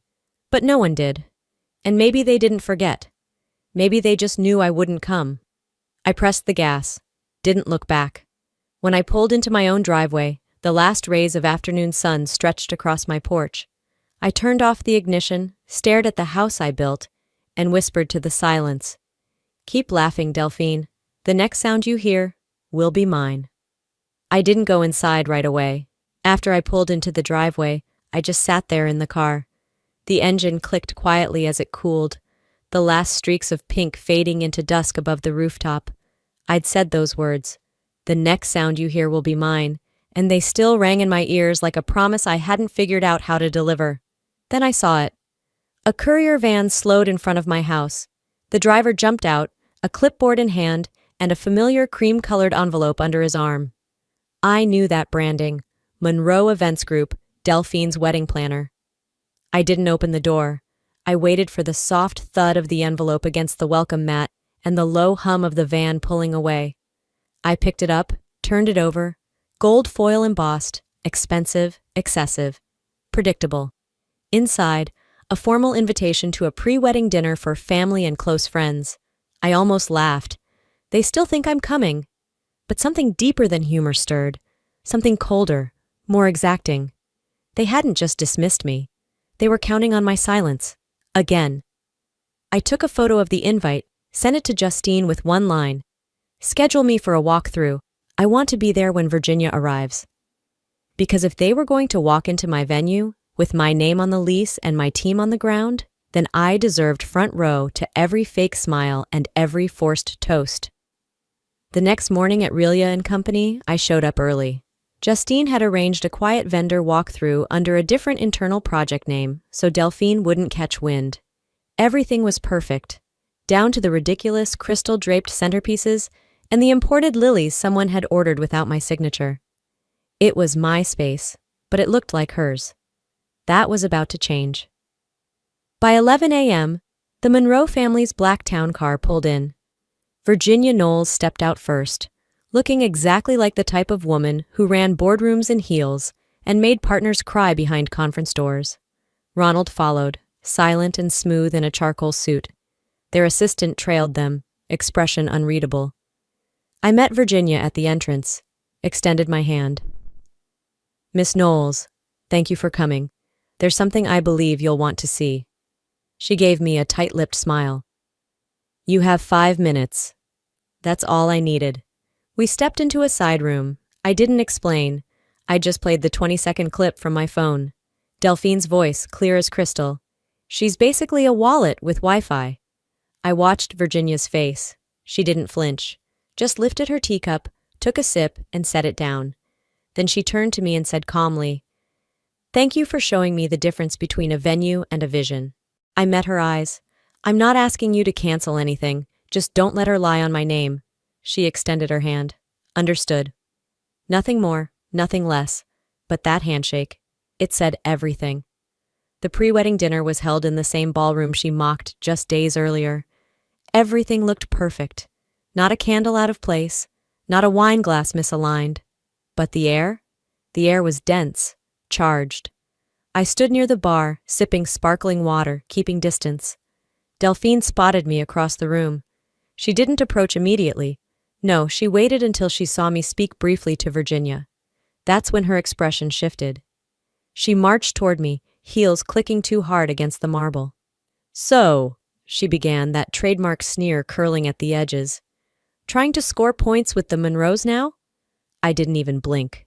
"You're confusing points with proof," I said softly. "Keep pushing, Del. The next move is yours. But the next consequence? That's mine." Her jaw twitched. For a beat she tried to laugh, but it didn't land. Her eyes flicked toward Virginia, who was watching from the far side of the room. "Don't flatter yourself," Delphine muttered before storming off. I didn't follow. Didn't need to. Later that night, I was back in my office. Justine forwarded me an email. Subject line: "Thank you for your discretion. From Virginia Knowles. You were right to stay silent until the moment it mattered." I didn't reply. I copied the message and pasted it under a new subfolder in my desktop archive. Delphine June, shift begins. Justine texted soon after. She noticed. They all noticed. I stood in the center of the ballroom, lights still glowing over polished marble, soft classical music playing low in the background, and I whispered to the stillness, "She's not the only one who knows how to build an audience." It started with a Slack ping.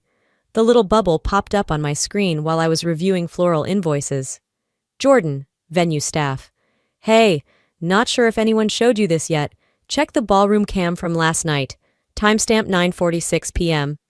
I clicked the security portal, keyed in the time. The video loaded.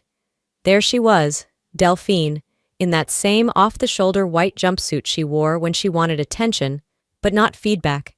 She was standing in the middle of Ballroom A, arms flailing, voice high-pitched and angry. "You! Hey, linen girl! Yes, you! Is this what I asked for?" A young florist, barely 20, stood frozen beside a half-finished centerpiece. I recognized her. Camilla, first-generation Salvadoran American. Quiet. Always early. Always kind. Delphine didn't wait for an answer. She yanked a rose from the arrangement and flung it across the floor. "This is depressing. My followers will drag me if this crap is in the background.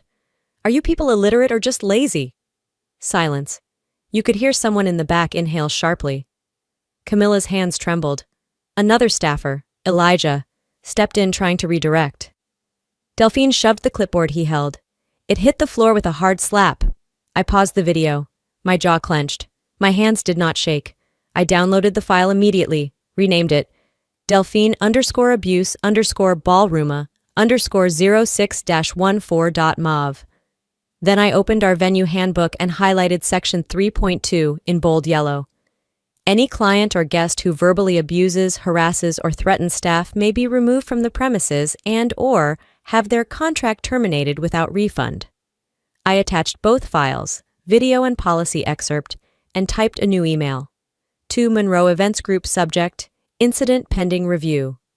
Body attached is footage from June 14th, 9:46 p.m. at Rilya and Company Ballroom A. Behavior displayed is in violation of staff safety protocols. Per policy, this is under review for breach of contract. B. Rilya. No salutation, no soft clothes, no fluff. Just fact, just like she gave me.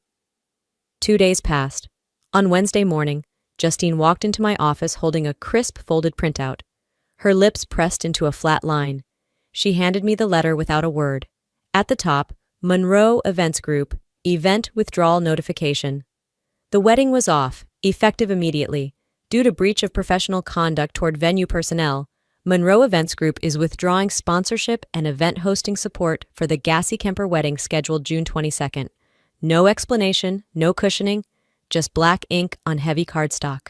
I didn't smile, didn't clap, just nodded. "Let her explain that one in a reel," I said, reaching for my coffee. The Monroe family wasn't taking calls. Virginia was unavailable for comment. Ronald was traveling abroad. The silence from their end said more than any press release. Delphine had always been loud, but now her silence was deafening. By Friday, the internet caught up. Delphine posted a shaky video, angled badly, crying without tears. She blamed high stress, said she was just passionate about design, and called the clip a gross misrepresentation of a private moment. But the internet doesn't care about context when you insult a brown immigrant girl on camera. TikTok flooded with stitches. Creators mimicked her voice. "Linen girl, are you serious, Delphine?" One tweet went viral. "Guess money doesn't buy manners. #linen girl deserved better." There were memes, parodies, hashtags. Her follower count dipped by the hour. I didn't retweet, didn't like anything. But I watched. Every headline, every comment, every brand that quietly untagged her. You wanted attention, Del? Well, you got it. That evening, I sat alone in my office. The lights dimmed. The hum of the air conditioning buzzed like white noise. I opened my laptop and updated the log. Folder, Delphine, June new entry, event cancelled. Monroe severed ties, clip viral 2.1, M views public sympathy. 87% favorable, based on trending replies. I stared at the numbers like they were weather reports. Predictable, unforgiving. Then I opened a fresh document titled Recovery, PR shield strategy. Because even if she was burning, I knew better than to stand too close to the smoke. Delphine was reckless, but she wasn't done. Not yet. I could feel it. I closed the laptop and leaned back in my chair, arms folded behind my head, eyes locked on the ceiling. She'd tried to use my business like a backdrop, my name like a credit card, my silence like consent. But silence isn't a grace period. It's a fuse. And hers just met the match. I whispered into the empty room. You wanted a wedding headline. You got one. The following morning broke gray and quiet. The kind of stillness that felt like it was holding its breath. I stood in the kitchen, the coffee machine humming low, and scrolled aimlessly through unread texts until I saw it. A package on the front porch. No knock. No doorbell. Just a manila envelope resting dead center on the welcome mat. Too neatly placed to be random. I opened the door and picked it up slowly, the paper thick and sealed with no return address. No handwriting, no indication of sender. But it felt heavy, not in weight, but in consequence. I peeled the seal open and slid the contents out. Screenshots, email threads, bank statements, a printout of the contract with my forged signature. Only this version had yellow highlights, red notes, timestamps in the margins. And at the very bottom, a post-it note in clean block letters, in case she tries to turn this on you. That was it. No name, no threat, just a fact. I stood there barefoot on the hardwood floor, the pages fanned out in my hands. My pulse didn't spike, my vision didn't blur, but something settled inside me, hard and permanent, like concrete. Not fear, not revenge, something sharper, clarity. That night, Delphine went live again, this time from a luxury hotel suite. Hair curled just right, eyes glossy, voice cracking on cue. She's always been jealous of me, she said into the camera. Brenda's bitter, always has been. She couldn't handle that I found real love, real support, real success. So she decided to destroy it. She sniffed, wiped away a tear that didn't fall. And you know what hurts the most? Her voice trembled. I thought she was family. Comments poured in faster than she could fake a cry. Then why'd you fake her signature, sis? She's the one who built the venue you trashed. Girl, sit down. Your mascara's not waterproof. And the hashtags rolled on. #Delphine down #. Luxury lies #wallet with Wi-Fi. I didn't comment, didn't call, didn't clap back. I uploaded a single PDF to a public Dropbox folder. One document, no caption, no commentary. It was the real booking contract. The one she forged, circled in red where the signature mismatched mine, side by side with a notarized sample from my business license file. The link spread on its own. Reddit, Facebook, Instagram stories. A lawyer even made a TikTok breaking it down like a crime scene. Within 24 hours, I watched the implosion from my living room. First, the wedding registry website went down. Then, Monroe Events Group scrubbed her from their public schedule. Next, the last of her brand deals, a skincare affiliate link, quietly removed her from their website.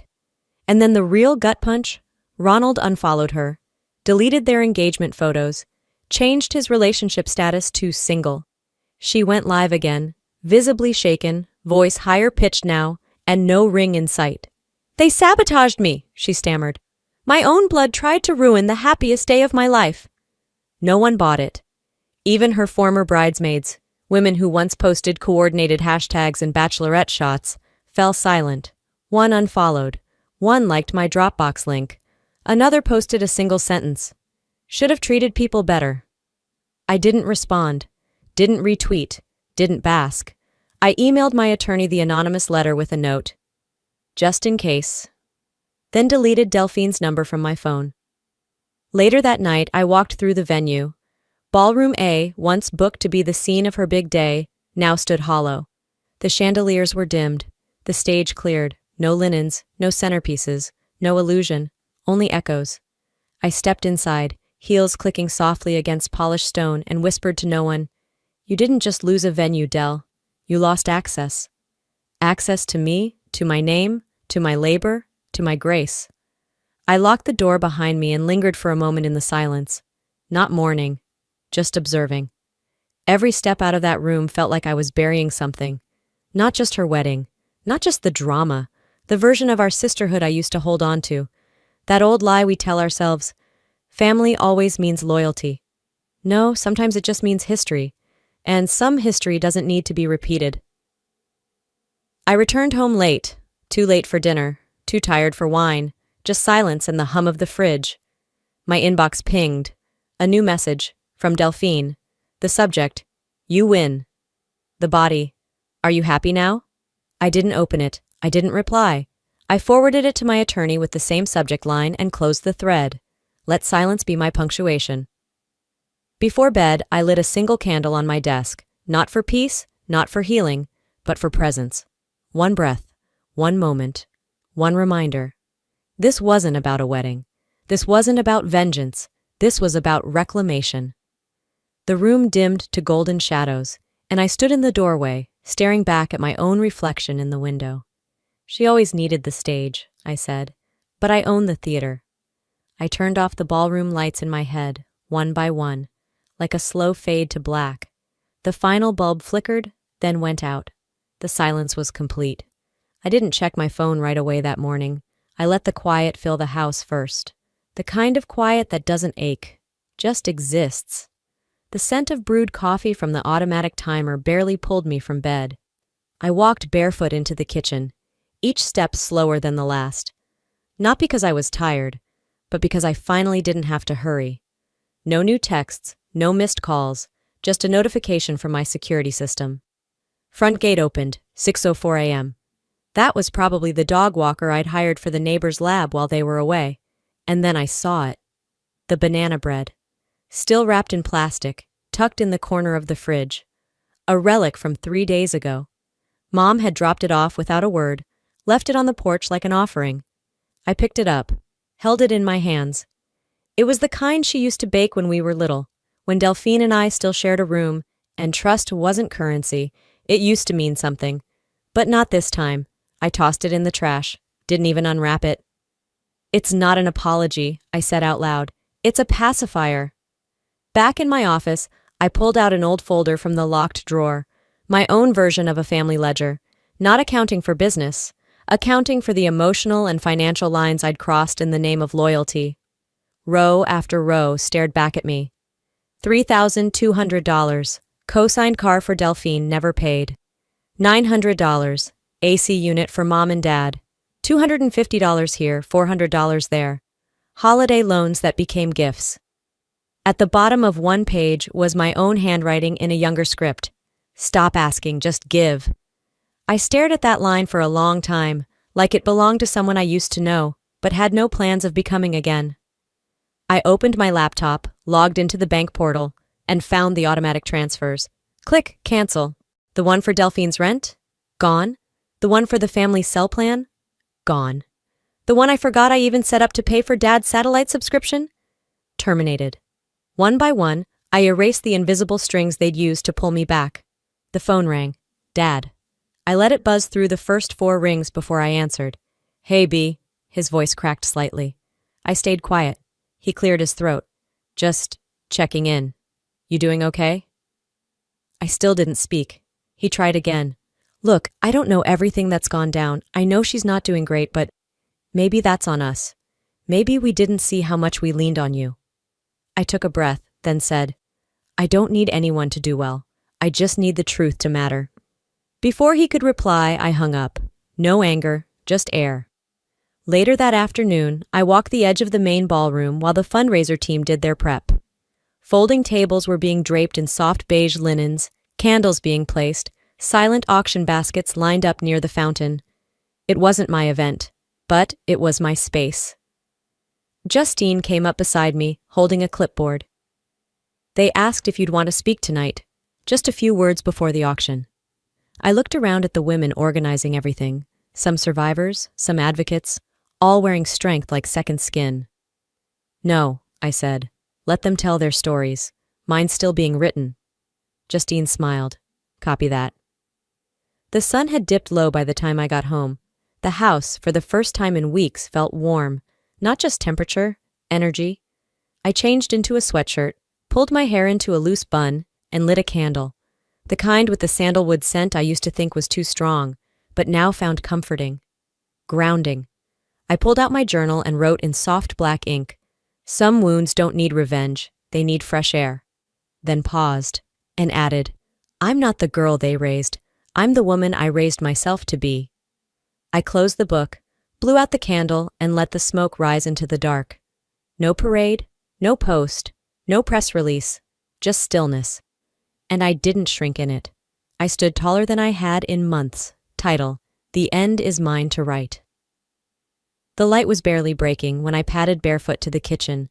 The wood floors were cool, grounding. A single tea bag steeped quietly in my favorite mug, the one with the chipped rim I could never quite throw away. It had character. It had been through things. I curled up on the couch, legs folded under me, and opened my laptop. No rush, no plan, just instinct. I clicked open the drafts folder. Unsent emails lined the screen like tiny ghosts, silent, preserved moments frozen in time. One to my mother, time-stamped 2 years ago. "I'm not mad, I'm just not okay pretending anymore." Another to Delphine, written the summer after she flaked on my restaurant's soft launch party. "Your absence was louder than any speech." And one to myself, just a line, blinking at the bottom, "Don't let them tell your story for you." I didn't delete them, but I didn't send them either. Sometimes truth just needs to exist, not perform. Later that morning, the phone rang. My father. Again. I debated letting it go to voicemail, but something in me, a soft, steady voice I'd learned to listen to, told me to answer. "Hello?" "Hey, sweetheart." His voice was cautious, almost shy. I saw the fundraiser photos. You looked solid." Solid. Not beautiful, not proud, just solid. I smiled anyway. He didn't wait for me to speak. "I'm sorry," he said, "not just for what happened, for letting it happen." For a moment, the line went silent. But not the bad kind, not the sharp, wounding kind. This one had weight, meaning. And for the first time in years, I didn't hang up early. We didn't solve anything. We didn't unwrite history. But we sat there, two people not pretending anymore. By mid-afternoon, I got the alert from Justine. "Delphine's moved to Colorado. No job updates. Her socials are blank. She went quiet." I nodded at the screen. Not in triumph, not in relief, just acknowledgement. Some people don't get better, they just get quiet. I blocked the last gossip tag with her name. I'd seen enough. 2 days later, I received an email from a tiny independent press. "We followed your venue story. Ever consider writing the version that's never been told?" I closed the email without replying, walked into my office, sat down in front of the archive I'd once feared to touch. Delphine June still sat there, untouched since the last transfer. Instead of opening it, I created a new folder beside it. I named it Archived, not erased. Sunday came soft and slow. I didn't check the news, didn't scroll. I made a cup of lavender tea, lit a candle, and opened a fresh journal. Not the one for rage, not the one for accounting. This one, for endings. I wrote at the top, "Not every ending needs closure. Some just need peace." And beneath that, this wasn't revenge. It was recovery. I closed the book, placed it on the table, and sat in silence. No text, no applause. Just the hum of the world moving on. And me, not chasing after it. I leaned back into the couch, arms folded behind my head, and exhaled deeply. It didn't feel like victory. It felt like freedom. I whispered, not to anyone, but to the space that had once been heavy. I didn't lose them. I just stopped asking to be kept. Sometimes healing doesn't come with fireworks or applause. It comes quietly, like the morning after a storm, when the air smells clean again. If there's one thing I've learned, it's this. Silence isn't weakness. Boundaries aren't betrayal. And love, real love, shouldn't cost you your dignity. I used to think that keeping the peace meant staying quiet, forgiving fast, and letting family walk over the parts of me they didn't want to understand. But peace that requires you to shrink? That's not peace. That's submission. So to anyone watching, whether you're the strong one in your family, the quiet one, or the one who's finally had enough, let me say this. You don't owe anyone your silence. You don't owe anyone access to your life just because you share blood. You deserve peace that doesn't come at your own expense. Now, I'd love to hear from you. Have you ever had to walk away from someone you were taught never to give up on? Or maybe you stayed silent when you should have spoken. Tell me in the comments. Drop a 1 if this story touched something inside you. Or just share where you're watching from. I read every word. And hey, if you didn't like this video, I'd still love to hear why. That's what this space is for. Real stories, real people. If this story meant something to you, please consider subscribing. We've got more true stories coming about healing, hard choices, and holding your ground when it matters most. So hit that subscribe button, and I'll see you in the next chapter. Because the end, sometimes it's just the beginning.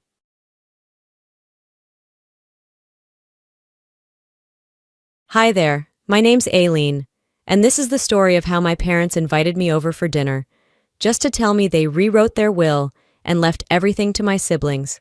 No warning, no discussion, just, "You're already successful, sweetheart." But that dinner was never about reconnecting.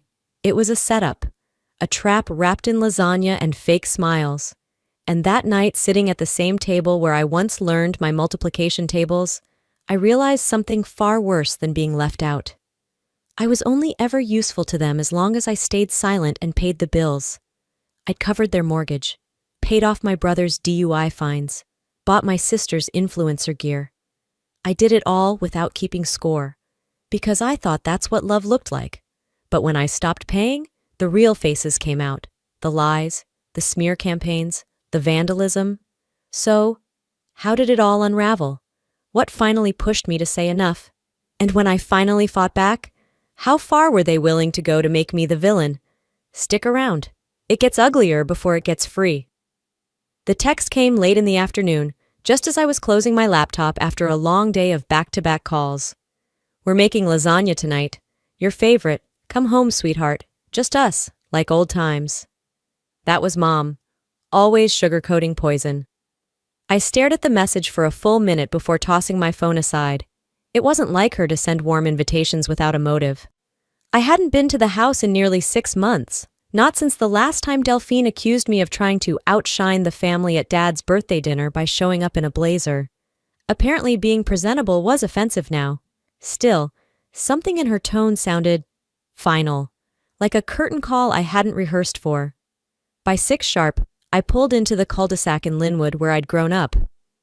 Nothing had changed. The wind chimes still hung by the porch.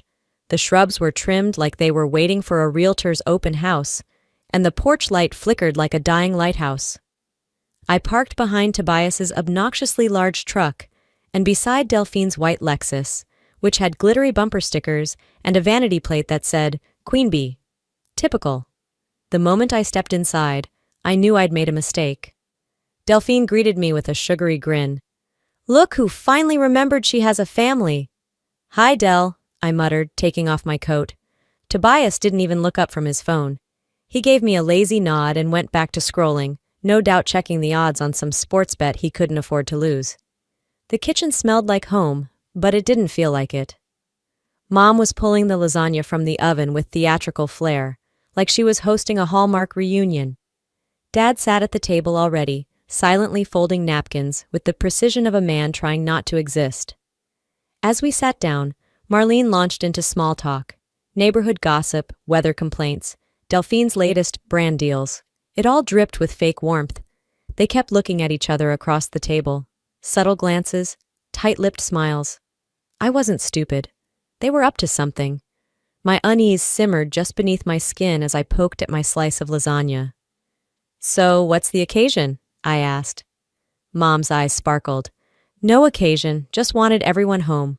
Like old times."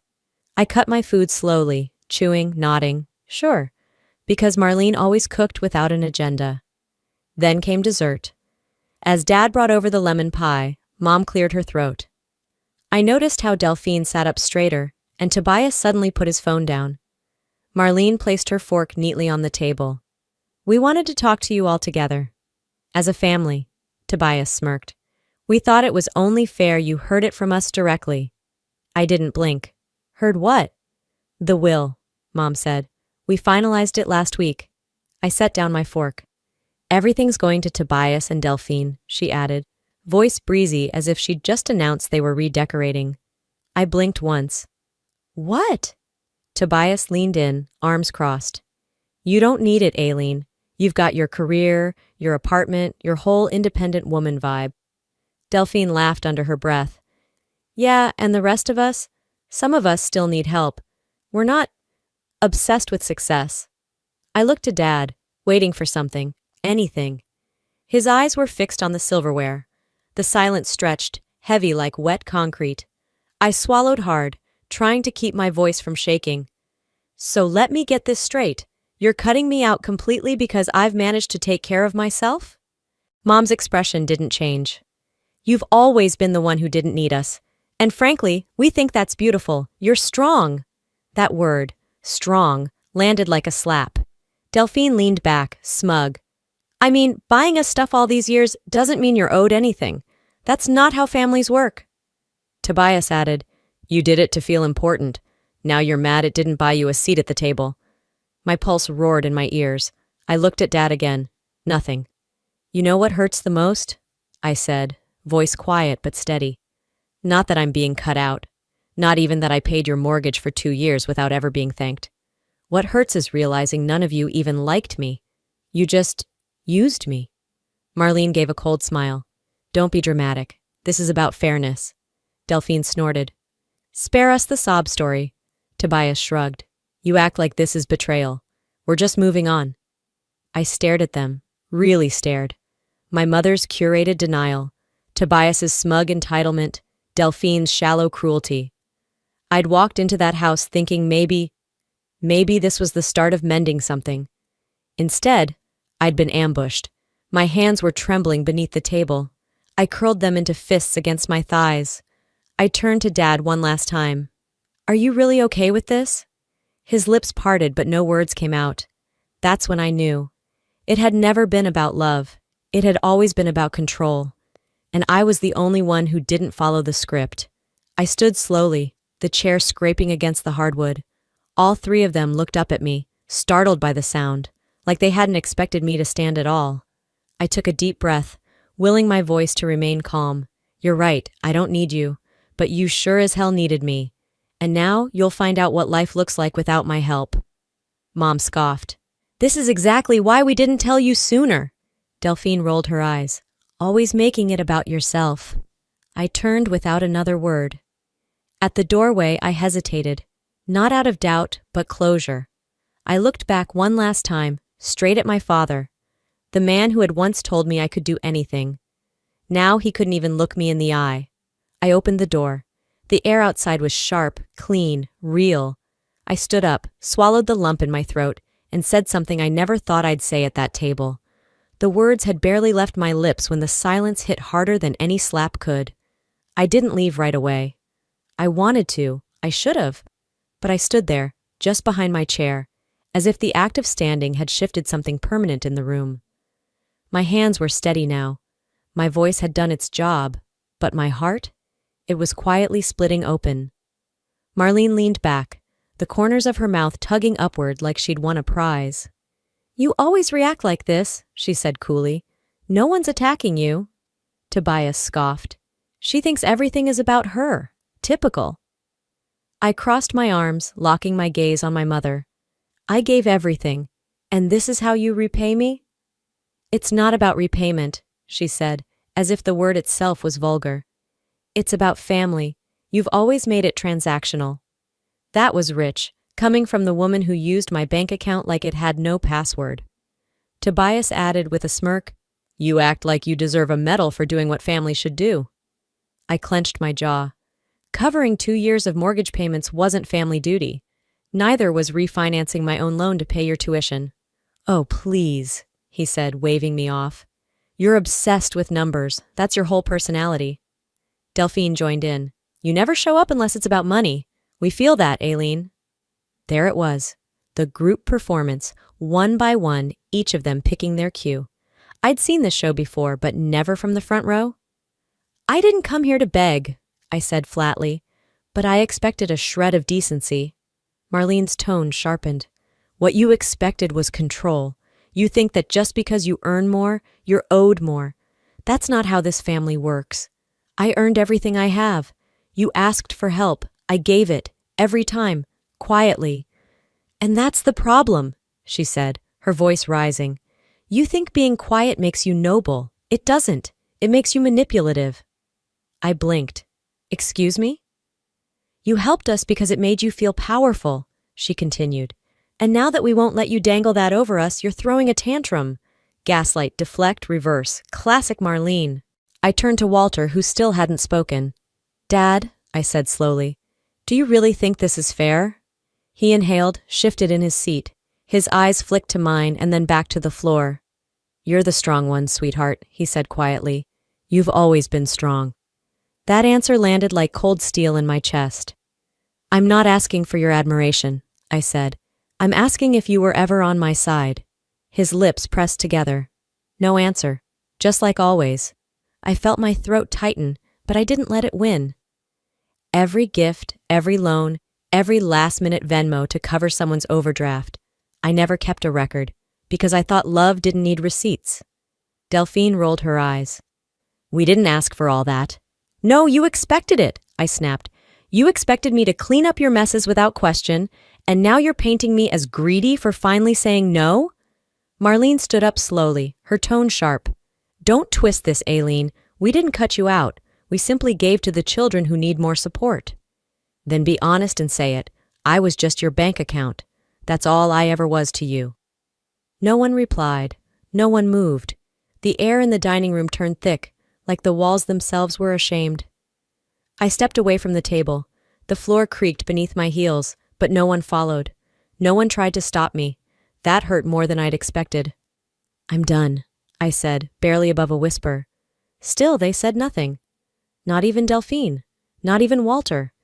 The front door clicked behind me with an eerie softness. The evening had grown colder since I'd arrived. The sky above the cul-de-sac was an inky navy now, the last hints of daylight slipping behind clouds. I didn't drive home right away. I parked 3 blocks from my building and just sat there, engine running, staring at the quiet rows of apartments glowing with warm, inviting light. People inside were probably winding down from normal Saturdays, pajamas, sitcoms, maybe a glass of wine. Meanwhile, I had walked out of the house I grew up in like a stranger escaping a courtroom. When I finally got back to my place, I didn't turn on the lights. I dropped my bag by the door, kicked off my shoes, and walked straight to the kitchen. The fridge hummed. The air felt too still. I opened the bottle of Cabernet I'd been saving since Christmas. Funny, I'd been waiting for a special occasion. I guess surviving an ambush counts. I poured a generous glass and curled up on the couch, staring out the window at the city that never asked me to apologize for existing. My phone screen lit up. 7 missed calls. 2 from Marlene, 1 from Walter, and 4 from a blocked number I didn't need a psychic to identify. I let it buzz in my palm. It felt like the only thing in the room still breathing. No rage, no yelling, just a hollow ache that curled up in my chest and settled there like it was home. I wasn't mad. Not yet. I was just tired. The next morning, I woke up with the wine glass still on the coffee table and a stiff neck. A single new voicemail blinked on my screen. I hit play. Good morning, sweetheart. Marlene's voice cooed like she was selling cupcakes on a Sunday bake sale. I hope you got home safe. I know last night was intense, but let's not let one dinner undo everything. You know how families are. We fight, we recover. That's what we do. I almost believed her, until the last sentence. Oh, and I trust the mortgage transfer went through this morning. I scheduled the insurance renewal too, just a heads up. There it was, the leash. Padded in velvet, but a leash nonetheless. I didn't respond. I couldn't. Later that afternoon, as I tried focusing on blueprints for a project deadline, my phone buzzed again. This time it was Walter. A text, not a call. I know this is hard. Maybe just apologize to your mom so things calm down? Not, I'm sorry we hurt you. Not even, let's talk. Just a push to smooth things over, to make me the peacekeeper again. I stared at the message until the screen dimmed. Then I set the phone face down. They still thought I was the problem, that I needed to be fixed, that I was too emotional, too ambitious, too inconvenient. My mind drifted, flashes of birthdays I'd thrown for them, alone. The year Tobias lost his job, and I covered his rent. The camera equipment I ordered for Delphine's influencer, brand. Even the damn plumber I paid last March when the basement flooded, they forgot all of it. And maybe that's what hurt the most. Not the money. Not even the betrayal. It was that they never remembered what I couldn't forget. They only noticed me when I stopped giving. I opened my banking app. Mortgage transfer, active. $1,800 on the first of every month. Below it, the utilities, labeled Home Support. My hand hovered over the screen. Click. Another screen popped up. Are you sure you want to cancel this recurring payment? Yes. And just like that, the chain broke. I leaned back on the couch. The silence didn't feel suffocating this time. It felt earned. The following morning, for the first time in weeks, I woke up without checking my phone. The apartment was still and calm. No buzz of incoming demands, no guilt-lined reminders. The light through the blinds painted soft stripes across the floor, and my coffee brewed with a quiet hum that didn't feel interrupted by anyone's expectations. I actually finished my toast, hot, not microwaved from 3 hours ago because someone needed a deposit by noon. A part of me hoped the silence meant they'd finally gotten the message. That my absence, both emotional and financial, had spoken louder than the years I played the background provider. But peace never lasts long in a family that feeds on control. 2 days passed. Then came the first ripple. A voicemail from Marlene, her tone sweet as syrup left too long in the sun. I saw the mortgage didn't go through, she said, as if she were commenting on a missed haircut. Are you okay, sweetheart? This isn't like you. You're not unraveling, are you? That last word stuck. Unraveling. Next was Delphine. A text, bubbly and cruel in its passive aggression. Hey sis, not sure what's up, but hope you're not in a dark place or anything. Maybe check in? I didn't respond. I deleted both like they were spam, but the impact lingered. By Thursday, it spread beyond the family. While waiting for the elevator at work, my colleague Melanie turned to me mid-scroll and said, Random question, is your brother Tobias? I nodded cautiously. She hesitated, then added, He's been at the pint with some guys I know. Told them you've been going through something. He said you've always been a bit intense when pressure's on. I froze. Melanie noticed. Sorry, I didn't mean to. He made it sound like you're spiraling or something. He did? I asked, my voice tighter than I meant.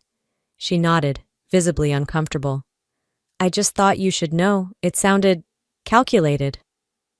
Calculated. That was Tobias's specialty. Always play the victim before someone notices your fingerprints. By lunchtime, I was pacing my office, phone in hand, but no idea who I'd even call. My head was swimming with half-finished conversations, imaginary confrontations, people I hadn't seen in years now suddenly getting a version of me I didn't authorize. It wasn't the rumors that broke me, it was the intention behind them. He wasn't trying to hurt my reputation, he was trying to isolate me, to flip the narrative so that if I pushed back, no one would believe it was justified. You've always been the dramatic one. She holds grudges. Classic middle child syndrome. That old chorus came flooding back. I had heard versions of it at every family barbecue, whispered at holidays when I left early to finish work, muttered when I said no. I closed my office door and sat on the floor, knees to my chest, breath shallow. For a moment, I felt 12 again. When I told Mom I didn't want to share my birthday party with Tobias, and she said, You need to learn to put others first. Or 16, when I cried after being skipped for college tour money so Delphine could go on her dance retreat, and Dad said, Don't make things harder than they are. My therapist's number was still in my contacts. I hadn't called in over a year, but that afternoon I did. She didn't ask what happened. She just said, Talk. I told her everything. The dinner, the will, the payments, the smear campaign. When I finished, her voice came through the line like warm water over ice. You're not the crazy one, Aileen. You're the clear one. That's why they're scared. That night, I sat on my balcony watching the lights of downtown shimmer like tiny mirrors reflecting every version of myself they had tried to shatter. My phone vibrated again. This time, it was a notification. Tobias had posted a story. I didn't open it. I didn't need to. The caption preview read, "Some people just can't handle losing control." I opened my messages and typed slowly, carefully. "I know what you're saying. Stop now. You won't like where this goes." My thumb hovered for a breath. Then I pressed send. The message sat there, unread, for now. By the next morning, the message I sent to Tobias still showed as unread. I wasn't surprised. Ignoring accountability was a skill he'd perfected by age 11. Still, part of me had hoped a direct warning would scare him enough to stop, or at least pause. But then again, Tobias didn't pause. He pounced. It was around noon when I got tagged in an Instagram story by my cousin Kara, the kind of tag that starts a small fire in your stomach before you even know what the match was. I opened the post. Delphine had uploaded a reel to her feed, one of those overly filtered monologues where she stared just off camera with a deep sigh and dramatic piano music playing underneath. The caption read, "Some sisters use success as a weapon, but money can't buy love." My name wasn't mentioned. It didn't have to be. The comments section did the rest of the dirty work. "Wow, your sister sounds toxic. Money doesn't make you better than blood. Sending hugs, queen. Family should support each other, not control." I didn't comment. I didn't DM her. I just took screenshots. Every word, every heart emoji, every mass jab pretending to be insight, it all went into a folder I labeled evidence_001. That afternoon, I tried to focus. I really did. I queued up a podcast about emotional resilience, opened my journal, even made tea instead of coffee because it calms cortisol. I wrote things like, "You are not your family's scapegoat, and silence is not surrender" in loopy cursive across the page. For a few hours it worked. I convinced myself maybe the worst was over. Maybe if I stayed quiet long enough, they'd burn themselves out. Then Friday came. I was returning home from work later than usual. The sun was nearly gone, casting long shadows between the buildings downtown. My apartment stood tall against the dusk, a silent refuge I couldn't wait to crawl back into. Except I couldn't get in. I stopped short on the third-floor landing. My door was sealed shut. Not just jammed, not locked, sealed. Yellow insulation foam had been sprayed into every crevice, around the frame, across the gap at the bottom, even in the keyhole. Hardened, dry, intentional. For a second, I just stood there, staring at it like it was some bizarre art installation. Then my stomach dropped. I pressed my fingers to the foam, rock solid. I tried the knob, knowing it was pointless. I stepped back, breath catching in my throat. The building manager, a soft-spoken guy named Leon, came up the stairs behind me. He froze at the sight. "What the hell?" he muttered. "You've got to be kidding me," I said, voice flat. He shook his head. This wasn't random. Someone knew what they were doing." I didn't argue. I already knew who did it. A locksmith arrived an hour later, shaking his head before he even set down his bag. "This ain't no prank," he said. "Whoever did this came prepared." While he worked, I went downstairs and pulled up my hallway camera footage from the building app.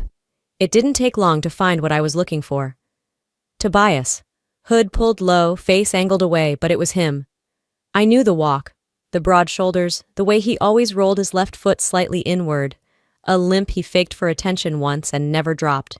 He was on the footage for 10 minutes, glancing around, checking his phone, then pulling out 2 industrial-sized cans of foam sealant, like he was doing routine maintenance instead of felony vandalism. He didn't even rush. He took his time. I saved the video. Then I stared at the screen, heart pounding, as memories crashed down like waves. The night I bailed him out of a DUI. The semester I secretly covered his tuition when he forgot to submit his FAFSA. The check I wrote for his engagement party that never actually happened. "I saved you," I whispered, "and you spray-foamed my door shut."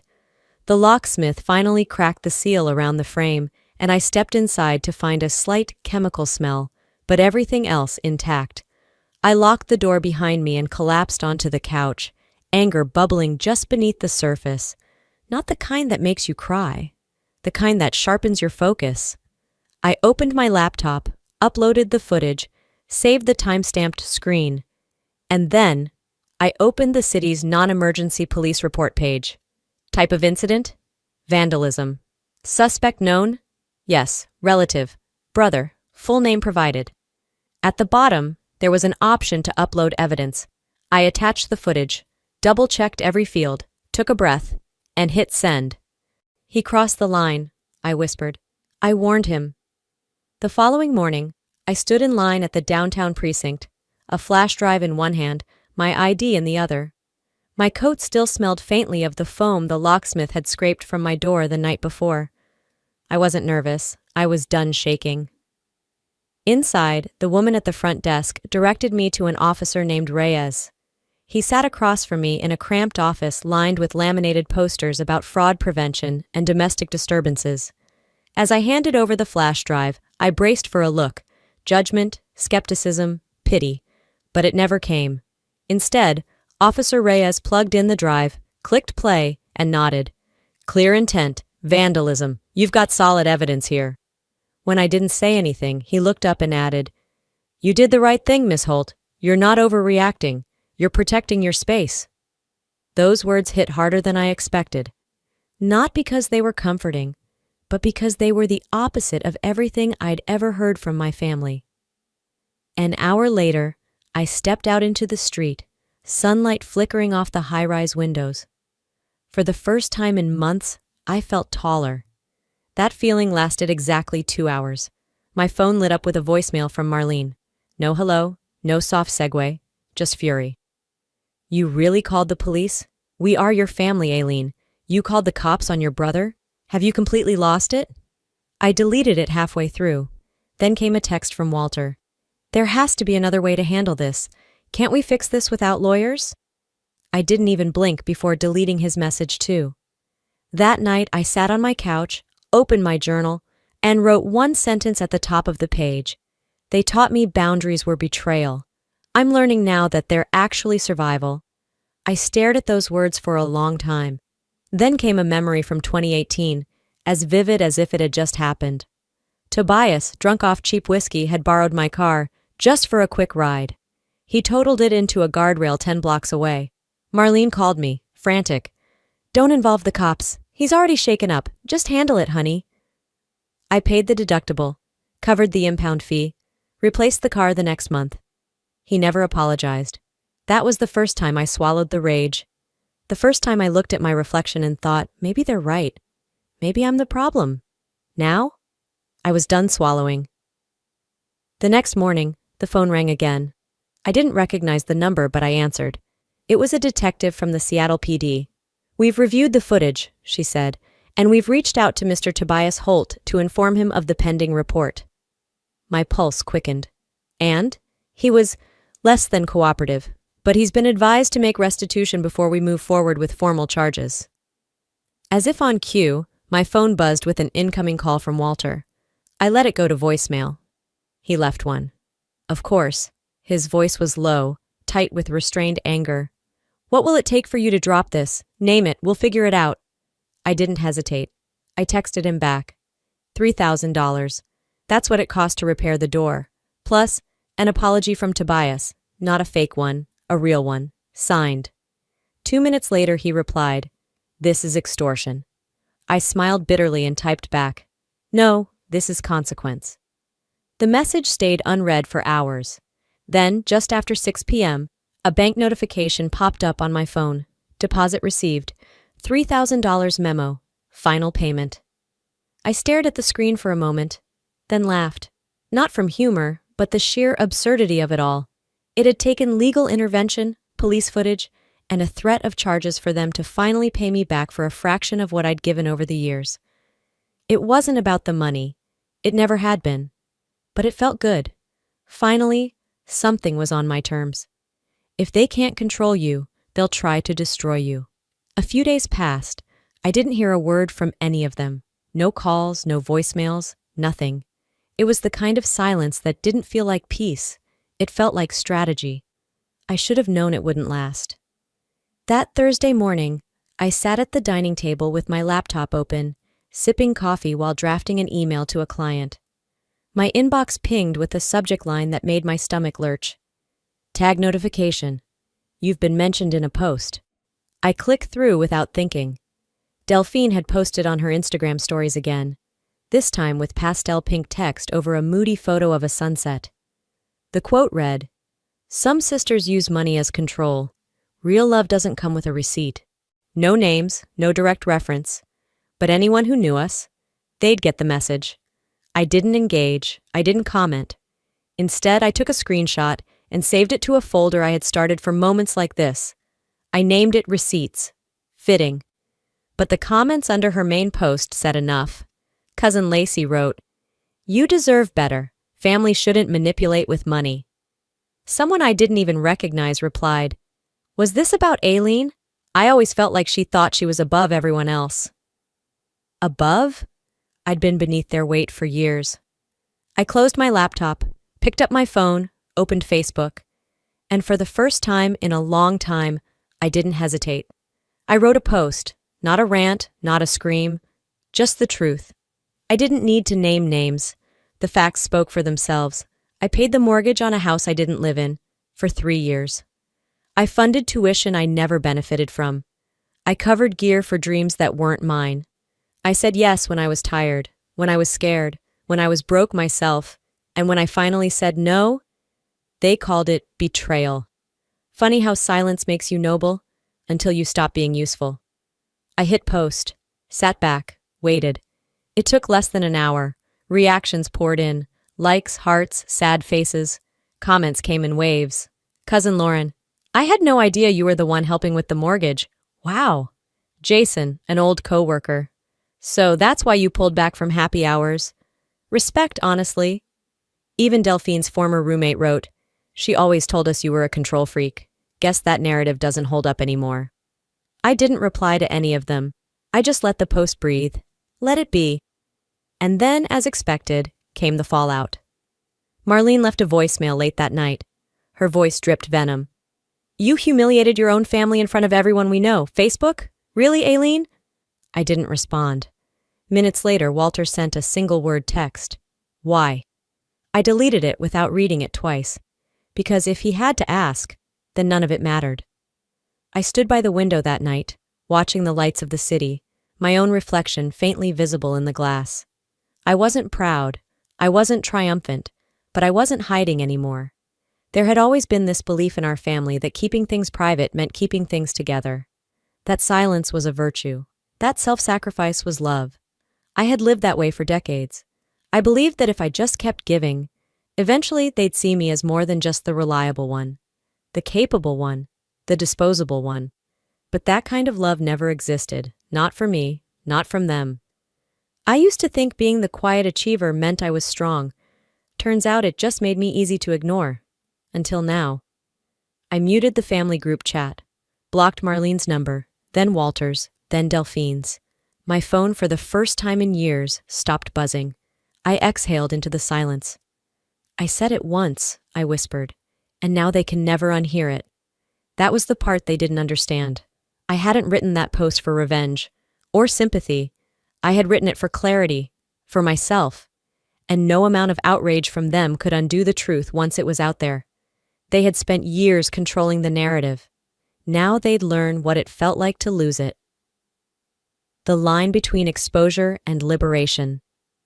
The morning light came soft through the blinds, casting long, slow-moving shadows on my hardwood floors.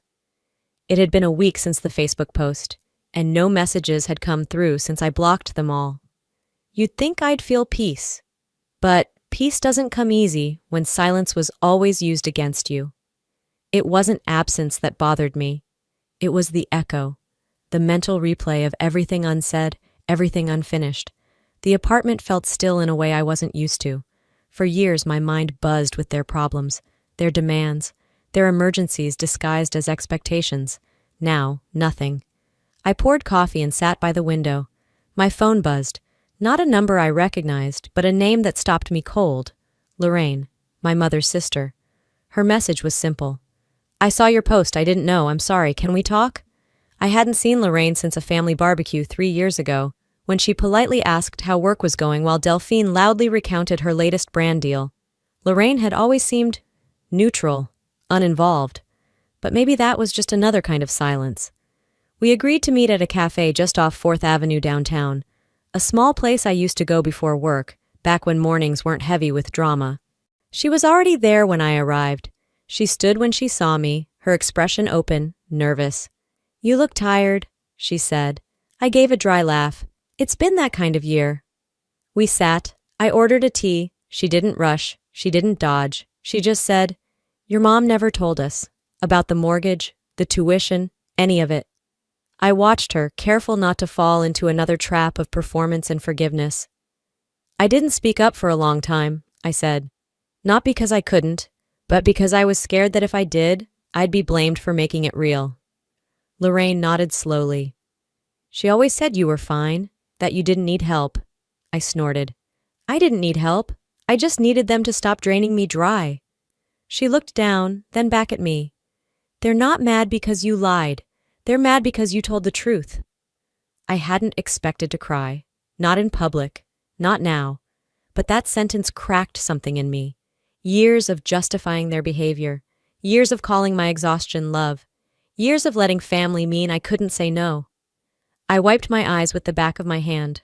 Lorraine reached out and touched my fingers. "I see you now," she said. "I really do." I didn't answer. I just nodded. She didn't try to fix anything, didn't make promises. She just listened. And that, I realized, was more healing than any apology could have been. When we finished our tea, she pulled out her phone. "You probably don't want to know, but things are rough back there." I didn't stop her. "Tobias is struggling. Apparently your dad had to co-sign something for him again. Delphine lost her sponsorship with that travel company. Something about bad press." I sipped the last of my tea. "She always said I was the toxic one." Lorraine gave a tight smile. "People get loud when the truth threatens their fantasy." She paused. "Your parents, they've taken part-time work. I think Walter's doing night shifts at a warehouse. Marlene's been helping out at a florist." I looked out the window. The sky was a thick gray, threatening rain. "I didn't want to destroy them," I said quietly. "I just wanted to stop saving them." We stood and hugged, not awkwardly, but like something reconnected, not fully healed, but present. I walked home under clouds that hung low, brushing the tops of buildings like whispered warnings. There was no dramatic music, no feeling of triumph. Just the slow, steady calm of a heart that had finally stopped sprinting for other people. Back home, I set down my bag and let my coat fall on the chair. I glanced at my muted phone, at the blocked numbers still sitting untouched in my settings. Maybe I'd unblock them someday. Maybe not. Either way, I knew one thing now with absolute clarity. I wasn't the villain in their story. I just refused to keep playing the scapegoat. Freedom doesn't always mean healing. 2 months later, I stood on a narrow balcony overlooking the Arno River in Florence. The December air carried a bite, but I sipped my espresso slowly, wrapped in a borrowed wool shawl from the local shop downstairs. Morning bells chimed across the city, small, steady things that asked nothing of me. No favors, no explanations, no unpaid debts masquerading as loyalty. But even in paradise, some wounds whisper. They don't vanish with distance. They only echo differently. When I booked the flight, I told myself it wasn't running. It was release. I didn't post about it, didn't share a single photo online. This was mine. Not a flex, not a retreat, just mine. Florence was a strange kind of beautiful. Cobbled alleys that curled into sudden plazas, frescoes tucked into quiet corners of cathedrals, the murmur of languages I didn't understand, soothing because they weren't meant for me. Everything about this city told me I didn't owe anyone anything here. I wandered museums alone, letting color and centuries wash over me. I left coins in church boxes without making wishes. I journaled in cafes with no Wi-Fi, letting ink flow like breath. Some days, I didn't speak to anyone but baristas. And that felt more honest than most of my conversations back home. I filled pages of a leather notebook Lorraine had given me before I left. On the first page I had written, "I spent my whole life funding their dreams. Now I'm finally buying back my own time." Some pages were filled with questions, some with guilt. But the longer I stayed, the more I began writing things that sounded like possibility. Then one afternoon, while sitting on a bench outside Santa Croce, an email popped up from Lorraine. No message, just a single photo. It was taken from across the room, probably a phone snap during a holiday gathering. Marlene sat at a corner table in a local diner, her face caught in profile. Her hair looked thinner, her shoulders slumped. A plate of untouched food sat in front of her. I stared at the photo for a long time. Then, quietly, I saved it to my folder labeled Family Archive. Not revenge, not pity, just context. I didn't reply to Lorraine's email. She would understand. That night, I took a walk along the riverbank. The water was dark, moving slow. My boots clicked against stone. I thought about the version of me that had once juggled 2 jobs while paying for Tobias's textbooks. The girl who drove Delphine to photo shoots on her only day off. The woman who answered late-night calls from Marlene while exhausted from back-to-back deadlines. That version of me had been called selfish the minute she stopped saying yes. Now, no was my favorite word. I whispered it to the Arno, just to hear it out loud. No, no, no, not in bitterness, but in practice. Because reclaiming it wasn't just an act of resistance, it was survival. When I flew back to Seattle, the sky welcomed me with thick, wintry clouds. The city hadn't changed, but I had. My apartment felt warmer than I remembered. Not in temperature, but tone. The silence was mine now, not something pressed against me like a punishment. I lit a few candles, turned on music, set the table for 4. Just a few friends. Nothing fancy. A simple dinner, laughter in place of judgment, refill offers instead of obligations. Lorraine arrived last. She didn't knock, just walked in holding coffee and a box of cookies. She hugged me like she meant it, no words needed. Later that evening, as I cleared dishes and wiped counters, I paused by the window. Holiday lights blinked faintly across the buildings. The air outside smelled like pine and distant snow. I thought about everything I'd lost. Money, connection, illusions, but also what I'd found. Boundaries, honesty, myself. They left me nothing in their will, but gave me the one thing they never meant to. My freedom. Even now, I still catch myself wondering if things could have been different. If love and obligation hadn't been so tangled in my family. But here's what I've learned. You are not selfish for protecting your peace. You are not cruel for walking away from manipulation dressed up as tradition, and you are never wrong for saying enough. For so long, I believed love was sacrifice, that the more I gave, the more I'd be seen. But the truth is, love that demands your silence, your wallet, and your soul without ever pouring anything back in return isn't love, it's control. And walking away from it was the first real act of love I ever gave myself. If my story hit a nerve, or maybe even cracked something open, ask yourself, who am I still saving and why? And more importantly, who's saving me? Now I want to hear from you.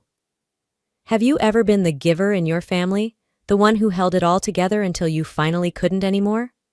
Drop A in the comments and share your experience, or just say hello and tell me where you're watching from. I read every message, truly.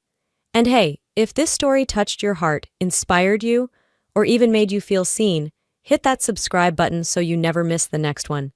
I've got more stories coming, real, raw, and rooted in the kind of truth we don't talk about enough. If you felt this video spoke to you, leave a 1 in the comments, or let me know what city you're tuning in from. And if it didn't resonate, I still want to hear why. Every story isn't for everyone, but every voice matters. Take care of yourselves, speak up when it's hard, and never apologize for choosing your own peace. We'll talk again soon.